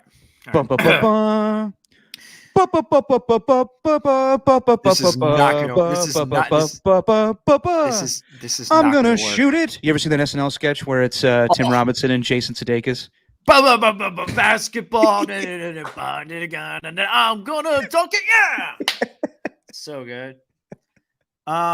Okay, so my win totals here. Here are my 5 overs. I like the over on the Orlando Magic. They're projected to have the least amount of wins this year. They're at 22.5. I like their over. I think Jalen Suggs can win them a couple of games. Even though, they're probably not going to get more than 25, but I think over 22.5, that's a good number there. The Atlanta Hawks, 47.5. I'll take the over on that. They still have Lou Williams, Kevin Herter, DeLon Wright they just acquired. John Collins is awesome. Bojan Bogdanovic was hurt a lot of last season. He'll be back this year. DeAndre Hunter, Cam Reddish, and I think 47.5. I think that's a good number. I think that could be a 50-win team this season. My third over, the Charlotte Hornets at 38.5. I like their roster. LaMelo Ball is awesome, and I think they could be at least a 40-win team this year. They added James Bouknight in the draft, the first rounder that everybody loved. Scary Terry Rozier is always scary in the fourth quarter and earns his name. PJ Washington, Miles Bridges. They added Kelly Oubre as well. I think that's a 40-win team right there. So I'm taking the over for the Hornets at 38.5. Then the Bulls at 43.5. They added DeMar DeRozan and Lonzo Ball and Alex Caruso, along with Zach LaVine, Nikola Vucevic. They'll miss Thaddeus Young. He was a veteran presence in that locker room. I actually thought that he was possibly going to go to the Warriors at one point on the veteran minimum. But I think that could be a 44-38 team at least. Give me the over for the Chicago Bulls at 43.5. And my last over, the Phoenix Suns. 51.5 is the number that they set it at. They got 51 wins last year in a 72-game season. As we mentioned with Gary St. Jean, they're bringing back all those same players that won the Western Conference last year. So I think that the Suns over 51.5, that's a real easy one for me. So those are my 5 over locks for this season, Derek. I like it, Steven. I like it a lot. All right. Should we get to who we think is going to make the playoffs in each conference? And I'll go first if you're not ready to say that. Are you ready, though? Okay. Okay. I'm very ready. Let's do it then. So in the Western Conference, the Warriors have a lot of competition, but this is the way I see it going. I got the Suns. A lot of good additions this offseason, getting JaVale McGee. And they also got Landry Shamet to play in the second rotation. So I'm going to take the Phoenix Suns to be the number 1 seed in the Western Conference. Then I see the Utah Jazz at number 2. Then, despite the fact that they are old and gray, I do think the Los Angeles Lakers will compile a good win total in the regular season. I got them at 3. Then, our Golden State Warriors, like St. Lee said, he thought they were a top 3 team. I think they're a top 4 team. I got them at number 4. I think eventually Clay comes back to play and plays fairly well. We'll see about Wiseman. But I think Steph Curry and the old bunch is enough to get them to the 4 slot. Then we wait for Jamal Murray to get back with the Denver Nuggets, and they're in the 5 slot. Dallas Mavericks at 6. No clue when Kawhi Leonard's coming back. They are in the play-in tournament at number 7.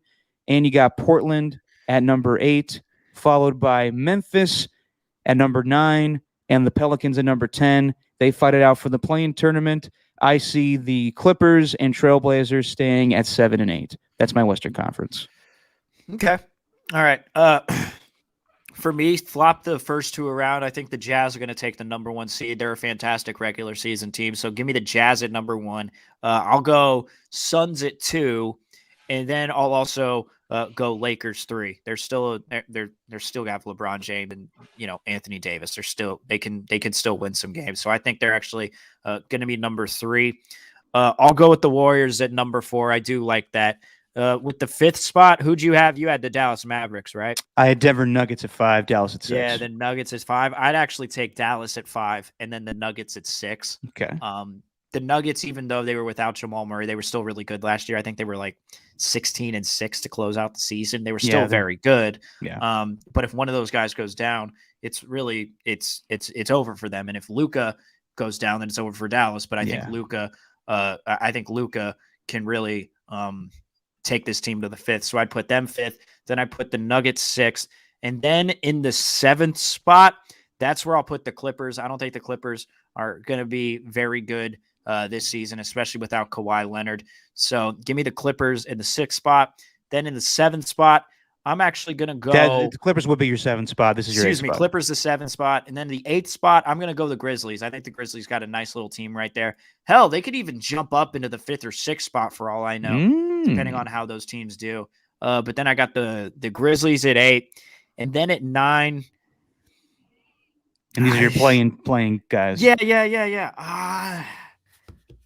You don't like Dame, huh? I don't even know if he's gonna be there. Okay, well, let's just say, for the sake of argument, Dame All right. stays on Yeah, the okay. Trailblazers. Yeah, But then I'll definitely put the Blazers there. what'd you think about my trade proposal earlier? Would you like Damian Lillard on the Nets? That would be scary as hell. Yeah, it would be terrifying. I don't want that. So I put the Blazers at 9, and then I'd put the Pelicans at 10. I'd take the Blazers over that team, and then I'd take the Grizzlies over the Clippers. I think the Grizzlies can move on to the playoffs this year. So those would be my 7th and 8th teams right there in the Western Conference. Gotcha. I'm going to move on to the Eastern Conference now. In the number 1 spot, I'm kind of hesitant to do this, but I think easy. I think that Kyrie Irving will eventually come back to the team. I don't know in what capacity, but just for the sake of argument, and even if he's not back, I think Kevin Durant, and James Harden can leave that team to the number 1 seed in the Eastern Conference. So I got the Brooklyn Nets number 1. Number 2, I just think it's a lot for the Milwaukee Bucks to go through all they did last season, so many games, so many postseason games. They get the number 2 slot. At number 3, I think the Celtics are a good team. They're very young. They got a new coach, and they still got Jason Tatum and Jaylen Brown. Kemba Walker's not there anymore. I still think they got the core guys. I'm going to take the Celtics at number 3. Then I got the Atlanta Hawks at number 4. I don't know what's going to go on with Ben Simmons, but I still think the 76ers will be a fairly good team. I got them in the 5th slot. Then I got the Miami Heat with the addition of Kyle Lowry. They're the 6th seed. And then you got in the 5th right now? I had 76ers. Gotcha. Then in the play-in section of the postseason, I don't think the Knicks are going to be as good as last season. So I got them at number 7. A lot of expectations. Everyone's expecting them to be better than they were a season before. I'm not so sure. With expectations in New York comes usually disappointment. So I'm going to go with the Knicks at number 7. And at number 8, I got half of the Lakers on the Washington Wizards. So I see them as the 8th team. Then I got the Indiana Pacers at 9 and the Chicago Bulls at number 10. I see the Knicks and Wizards staying in their spots in the play-in tournaments at 7 and 8. Very interesting list there. So you got, let me just double check. You got Nets, Bucks, Celtics, Hawks, Sixers, Heat, Knicks, Wizards, Pacers, Bulls. Correct. All right. See, I see it a little differently here. I agree with you. I think the Nets are going to be atop the Eastern Conference. I don't know if they're going to hit the win total. I think their win total was at 56.5. I don't even know if you're going to need 57 wins in order to win the East. So I'm putting the Nets right up there too. The first 2, I agree with you. The Nets and the Bucks, I think those are going to be the 1, 2. Then the 3 and the 4 and the 5, that's where we get a little different here. I actually think in the 3 spot, I'm going to put the Hawks. Then in the 4 spot, I'm going to put the Heat. And then in the 5 spot, believe it or not, I'm actually going to put the Bulls in the 5 spot. I think they're just going to, I think they're going to outscore some teams. So I'm putting the Bulls there in the 5 spot. In the 6 spot, I'm not as actually. I'm going to keep the Knicks in the 6th spot. Then in the 7th spot, that's where I'm going to put the Celtics. The 8th spot, man, I actually really like. I'm bullish on the Charlotte Hornets, so I'm going to put the Charlotte Hornets there in the 8th. Yeah. One team you haven't said yet is the 76ers. Do you not have them making the playoffs? Oh shit, my bad. No, it's just a lot of teams. I get it. What was my list? Have you written that down? You had the Nets going 1, Bucks 2, Hawks 3, Heat 4. You had the Chicago Bulls 5. Put the Sixers at 6. Okay, Sixers at 6. That's easy to remember. Yeah. Then put the Knicks at 7 because that's what I want there. Knicks at 7, and then you had Charlotte. Then put the Hornets at 8. Then the Celtics are in your play-in tournament.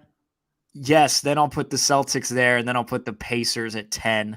And I think the Celtics are going to win. Then it's going to be the Celtics versus the Hornets, and I think they'll take it. So, All right. yeah. I like it, Steven. Real quick, just to cover the rest of it. MVP, as far as regular season awards, I think Kevin Durant wins MVP. I think he, however long Kyrie Irving's not there, I think he, guides that team to the best record in the NBA, so he gets MVP. Defensive Player of the Year. I'm kind of getting sick of Rudy Gobert winning it every year, so I'm thinking of something different. DeAndre Ayton, I'm picking to be Defensive Player of the Year. Rookie of the Year, I got Jalen Green from the Rockets. Most Improved, your guy, my guy, the whole Bay Area's guy, Jordan Poole wins it. Sixth man, I got Landry Shaman on the Suns. Coach of the Year, I should have looked up the correct pronunciation of this guy's name before the podcast, but I'm just going to say the Celtics coach. I think his name is Ime Udoka, but I could be just butchering that. I apologize, but I see him winning Coach of the Year. And then Executive of the Year, I got Sean Marks from the Nets. Oh, boy. God, there was a lot there. I know. You want to say MVP? Give me Joel Embiid. I think Joel Embiid's going to win. Ooh. Yeah. Do you have I think he's going to have a fire under his ass without Ben Simmons. Most improved. I don't know who's going to be most improved. I can't even predict that. Defensive Player of the Year. But I mean, Jordan Poole, he's in the conversation. Oh, of course. He's an odds-on favorite. I love that. And don't sleep on Luka. I mean, he's the odds-on favorite to win the MVP. So I can see that too. Wish we would have planned this a little better. I didn't know we were going to go through all of these. We talked about this. Did we? Yeah. Am I just a bad teammate? I think just you like to sleep a lot and you forget things. I don't blame you, dude. You're waking up 2:00 every morning. I get it. All right. Real quick. All right, we'll end it with this. Who do you got in the finals and who do you think wins it? So who I got in the finals? You know what? I'm going to go with the Hawks in the East. I think it's going to be a different team. I'm going out of this world here. I think it's going to be crazy. The Hawks. I think it's going to be the Hawks that take over. Yeah. I think they're going to do it. I think they're good enough to get. And who they play? Shout out Travis Schlenk and Rod Higgins and everybody from the Warriors getting and Chelsea Handler. Not Chelsea Handler. Not Chelsea Handler. Who's the oldest? Chelsea Lane. Chelsea Handler. Yeah. I think there's a pretty solid chance that I think that the Suns are going to get back there. I think they could get back to the finals and give themselves another shot. So Suns Hawks is going to be my NBA finals this year. Oh man. Not a popular pick. Yeah, I know. Who's the new commissioner? I want to say David Stern, but that's not right. Adam Silver. Adam Silver. Good Lord. He was just on the TV with Ernie Johnson. He must hate that. Yeah. Don't worry. I had the Twins in the World Series this year, so they were dead last in the AL Central. There you go. My predictions really suck. I do see the Warriors winning a playoff series this season. I do think that if the way I have it right now, I have them playing the Denver Nuggets if it was 4-5, and I do see them advancing.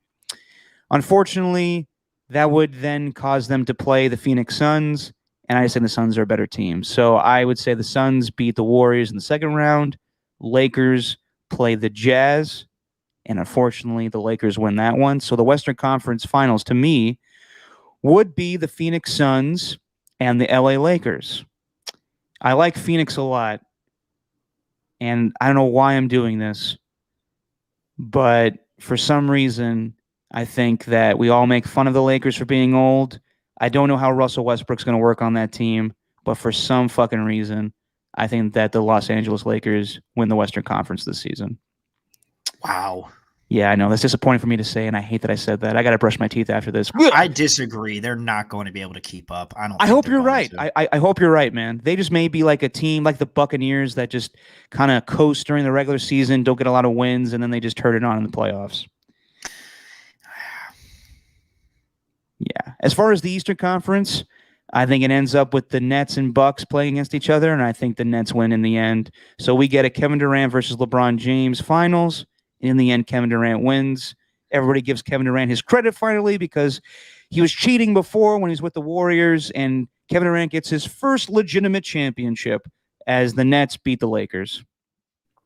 See, I don't think that's going to happen. I just think, look, Too I love chalky? I love KD, right? Yeah. I love him, but those guys weren't able to stay on the court for the entirety of last season. I think that at least at the same time, you barely saw them on the floor. James Harden, Kyrie, and KD at the same time. It was always one or the other, whatever, blah, blah, blah. Holy shit. Can I interrupt you for a second? Of course. You okay? Yeah, the Dodgers just hit a home run to tie the game. It's 5-5 in the bottom of the 8th. They were so close. Team. They were so close. That damn team. Look, and Cody Bellinger of all people. Ugh. Anyway, yeah, that's the worst. Look, I think that the top two teams in my Western Conference, I think the Jazz and the Suns could easily be in the Western Conference Championship this year, just because of how young they are. They got depth and they just look so good. The way that the Jazz play basketball, I'm a fan of. I don't know if they're going to turn it on in the playoffs, but I think they can make a Western Conference final. And I think ultimately the Suns are going to beat them out. And then in the Eastern Conference, I think it's going to be the Hawks. I think it's going to be the Bucks. And I think the Hawks are going to outshoot them. And the Suns and the Hawks are going to be in the NBA Finals, baby. And my NBA champion is going to be the Phoenix Suns. That would be interesting. It's going to be fun, though, man. I'm glad we got basketball back. It's good to have the games on and watch the Warriors again. It's going to be great. Yeah. And I can't wait to, my favorite, we can go through the favorite League Pass teams if you want, since I have that. But, man, the Hornets, when they're on and they got Eric Collins as the broadcaster. Oh, it's one of the most fun teams to watch. With Del Curry. Yes, it's one of the most fun teams to watch in the NBA. So I'm going to be paying attention a lot to the Hornets this year. I love the Hornets. I'm a fan. Are you going to be watching a lot of 76ers game with your girl Kate Scott doing the play-by-play now? Yeah, maybe. Yeah. I think I will. I mean, it depends, though. Depends on the matchup. But you know what? I like watching Joel Embiid. It'll be cool to hear her call some games. Oh, definitely. I got to still see if I have my League Pass going. I got to watch the Warriors games because I live out in shitty LA. It's like if only you knew someone who had a login. That's what I'm saying, Steven, is do I have the login all prepared, or do I have to bother my dad again to get the login information, which is always a pain in the ass. Get to your dad. He'll give it to you. What is it? What's his password? I don't know whatever his email is, but then his password is Stanley Tucci's Italy 101. Now his email would be watching CNN 24/7. That's my dad. Good Lord. All right, should we go to our Wings and Wangs segment, Steven? Yes. All right. For some very early picks for the Week 7 slots. Thank God. All right. Yeah, actually, let's do it. I got to make these picks for my pool anyway, so might as well do it while we're here. All right, let's do it. Broncos at the Browns is the Thursday night game coming up in 2 days, and the Browns are injury-riddled, but Baker Mayfield should play, and I just think the Browns are a better team because the Broncos are not playing very well right now, and it doesn't matter who they put out a quarterback. I'm going with the Browns. Going with the Browns. Browns are at home, 3.5-point favorites. The over-under's at 42.5. Is Baker playing? You already mentioned that he was. Or yeah, even though he has a torn labrum, he's expected to play. Okay, yeah. I'll be going with the Browns on that one. I think the defensive line is too much for that offensive line to overcome, so give me the Browns. Panthers at the Giants. The Panthers are on a 3-game losing streak, and they're going to the New York Giants, who I don't know what their injury situation is at the moment with Saquon Barkley, but I don't know if he's going to come back and play. And they also already have Kadarius Toney out with an injury, along with Kenny Golladay. So Giants are injury riddled. Toney has an injury. What is it? The hand that he used to punch the guy in the helmet? No, he hurt his ankle on a. He's actually playing well, and then he got tackled out of bounds by one of the Rams player, I think Jordan Fuller. But who you got in Panthers at the G-Men as Sam Darnold makes his return to New York? Give me the Panthers. I'm going to take the Panthers as well. They need to get the schneid. Jets at the Patriots. Give me Pats. Jets coming off of a bye. I'm going crazy here. I'm taking the Jets. That's stupid. You say that now, Steven. You might be right. All right. Falcons at the Dolphins. Ooh, this is a tough one. Dolphins can't be this bad. They're 1-5. Yeah, but they're also the Dolphins. They're 2.5-point dogs at home. Oh, they are? Ugh. Yeah. Uh, They're playing such bad football. Give me the Dolphins. Screw it. I'm going to go with the Dolphins. Dolphins need to get things going a little bit. They have an easy schedule coming up. I'm going to take the Dolphins as well. Screw it. Football team at the Packers. Give me the Packers. Yeah, I think for the second week in a row, Aaron Rodgers says to the football team, I own you. I fucking own you. Yeah. Pretty cool. That was fun. I wish I could do that. Just to anybody. That you own somebody? Yeah, just, you got this rivalry. I mean, imagine how cool that is. Well, it applies more to the Bears. Like, yeah, he's kicked their ass for so many years. One of the oldest, it's the oldest rivalry in football, and you're the guy that's been the headliner, and you're still doing it after all these years. That was pretty damn cool over the weekend. It was incredible that the TV guys picked that up and didn't talk over him. It was, I thought that was fantastic. And the best part was NBC ran him saying the fucking part. I fucking own you. Like, I didn't hear that until like late night. I was like, oh my God. Yeah. A-Rod. What else we got here? Bengals at the Ravens. I mean, it's a good game actually. 5-1 against 4-2.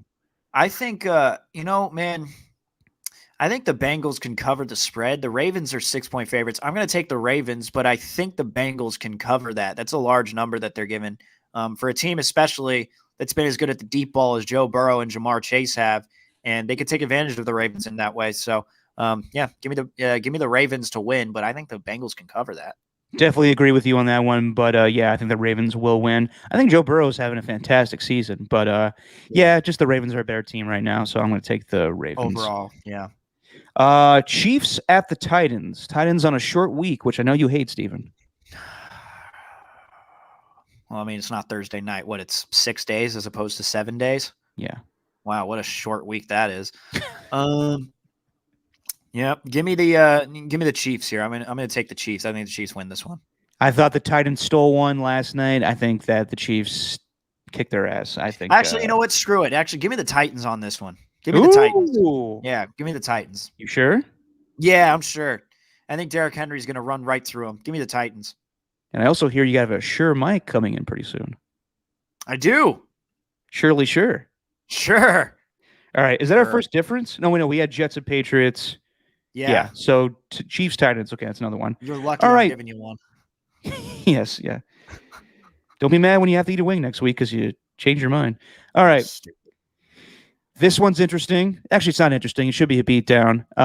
Dan Campbell challenged Jared Goff. Of course, the week before he goes and plays his former team back in L.A. Matthew Stafford versus Jared Goff is just sad. Rams kick their ass, right? Yeah, of course. They're a 15-point favorite right now at home. Do you think the Lions can cover that? No, I don't. Yeah, I think they win by more than 2 touchdowns and an extra point. Okay. Next up, this is usually a time of year where the Raiders start to slide a little bit. Yeah. In years past, there's been games like, God, you remember when Nick Foles threw 7 touchdown passes against the Raiders? That I do, Derek. Do you remember when Doug Martin ran all over the Raiders? That I do, Derek. Those are just classic examples of when we thought the Raiders were going to be on an easy path with their schedule, and then out of nowhere, you're like, what the hell just happened? I don't think that happens this week. I think the whole Gruden thing should have them focused every week. They have something to prove week out.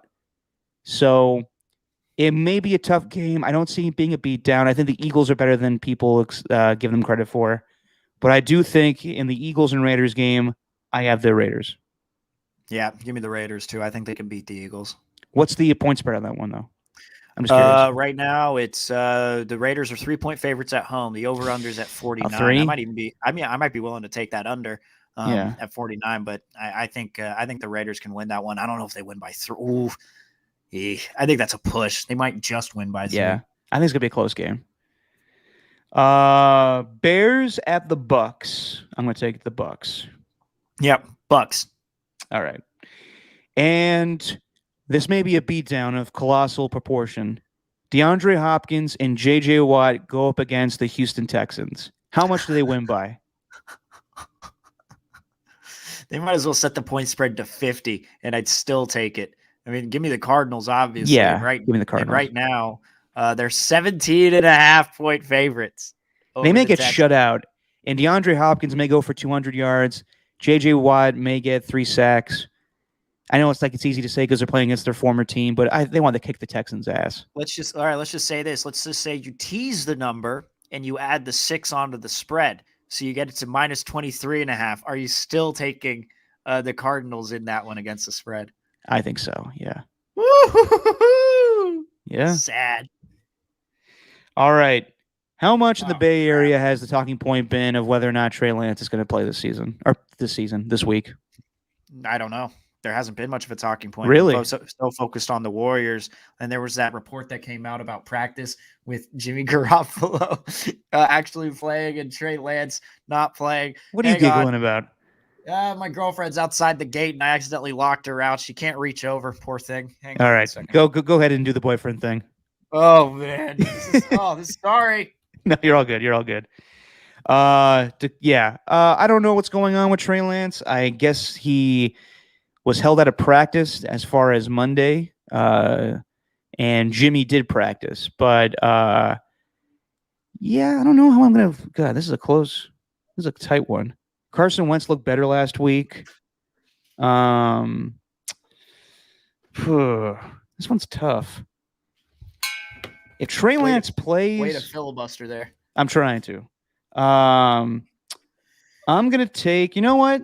Yeah, fuck it. I'm going to take the Niners in this game. I just got a feeling they're going to win. Yeah, if Jimmy Garoppolo's starting, give me the Colts. If Trey Lance plays, take the Niners? I don't think he's going to play, but in this case, I'm not even going to make that change. So, yeah, just give me the Colts in this one. I don't know if the Niners can beat them. So you're saying Colts no matter what? Yeah. Okay. Yeah. I'm going to I say Trey Lance starts the game, and if he's healthy, well, this is a weird predicament. Niners, I'll take the Niners either way. Yeah. I think the defense could step up and force Carson Wentz to do some turnovers. And then we got Geno versus Jameis. Saints at the Seahawks. Oh, my gosh. It's like 2014 all over again. Oh, boy.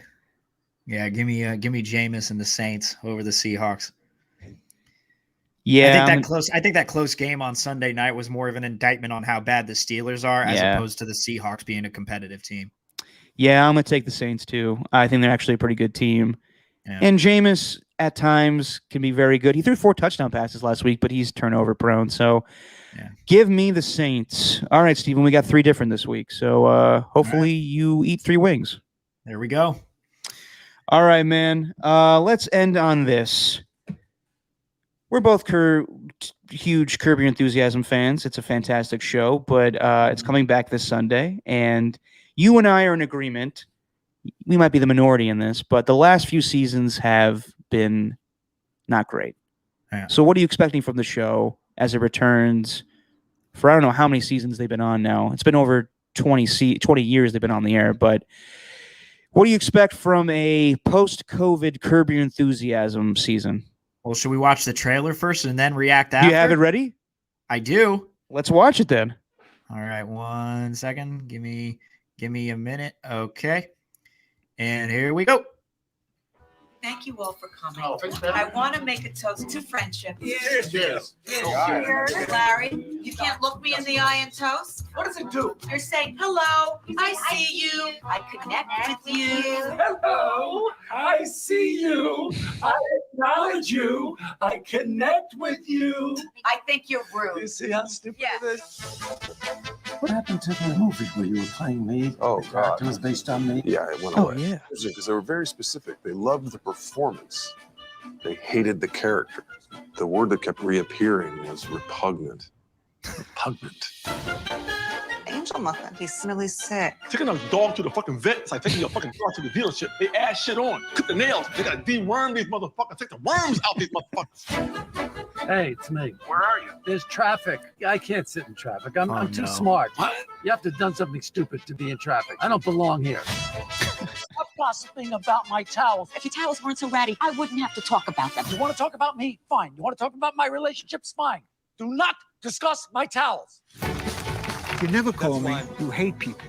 I hate people individually, but I love mankind. Oh, you do? We don't know each other that well. You said 30 insane things to me in the last few minutes. Oh, shit. No, you're not an everyman. I'm not an everyman. You were a singular man. Do you not have any kind of feeling of spirituality and or get the fuck out? How's your dad? Not great. Why don't you pray for him, huh? I'll feel like an idiot. Are you kidding me? How do you know prayers don't work? Because I'm bald.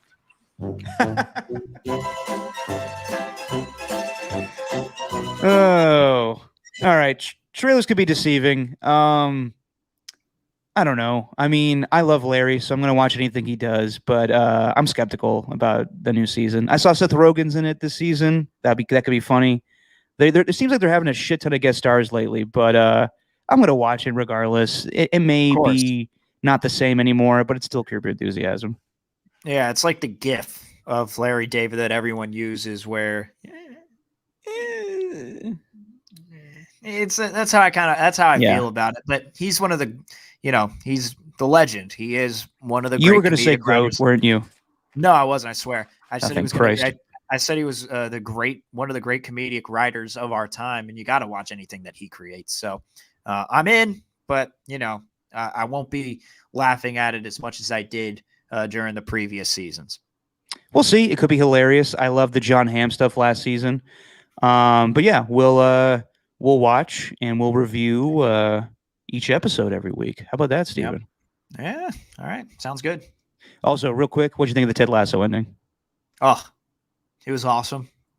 Nate. Fucking just backstabber.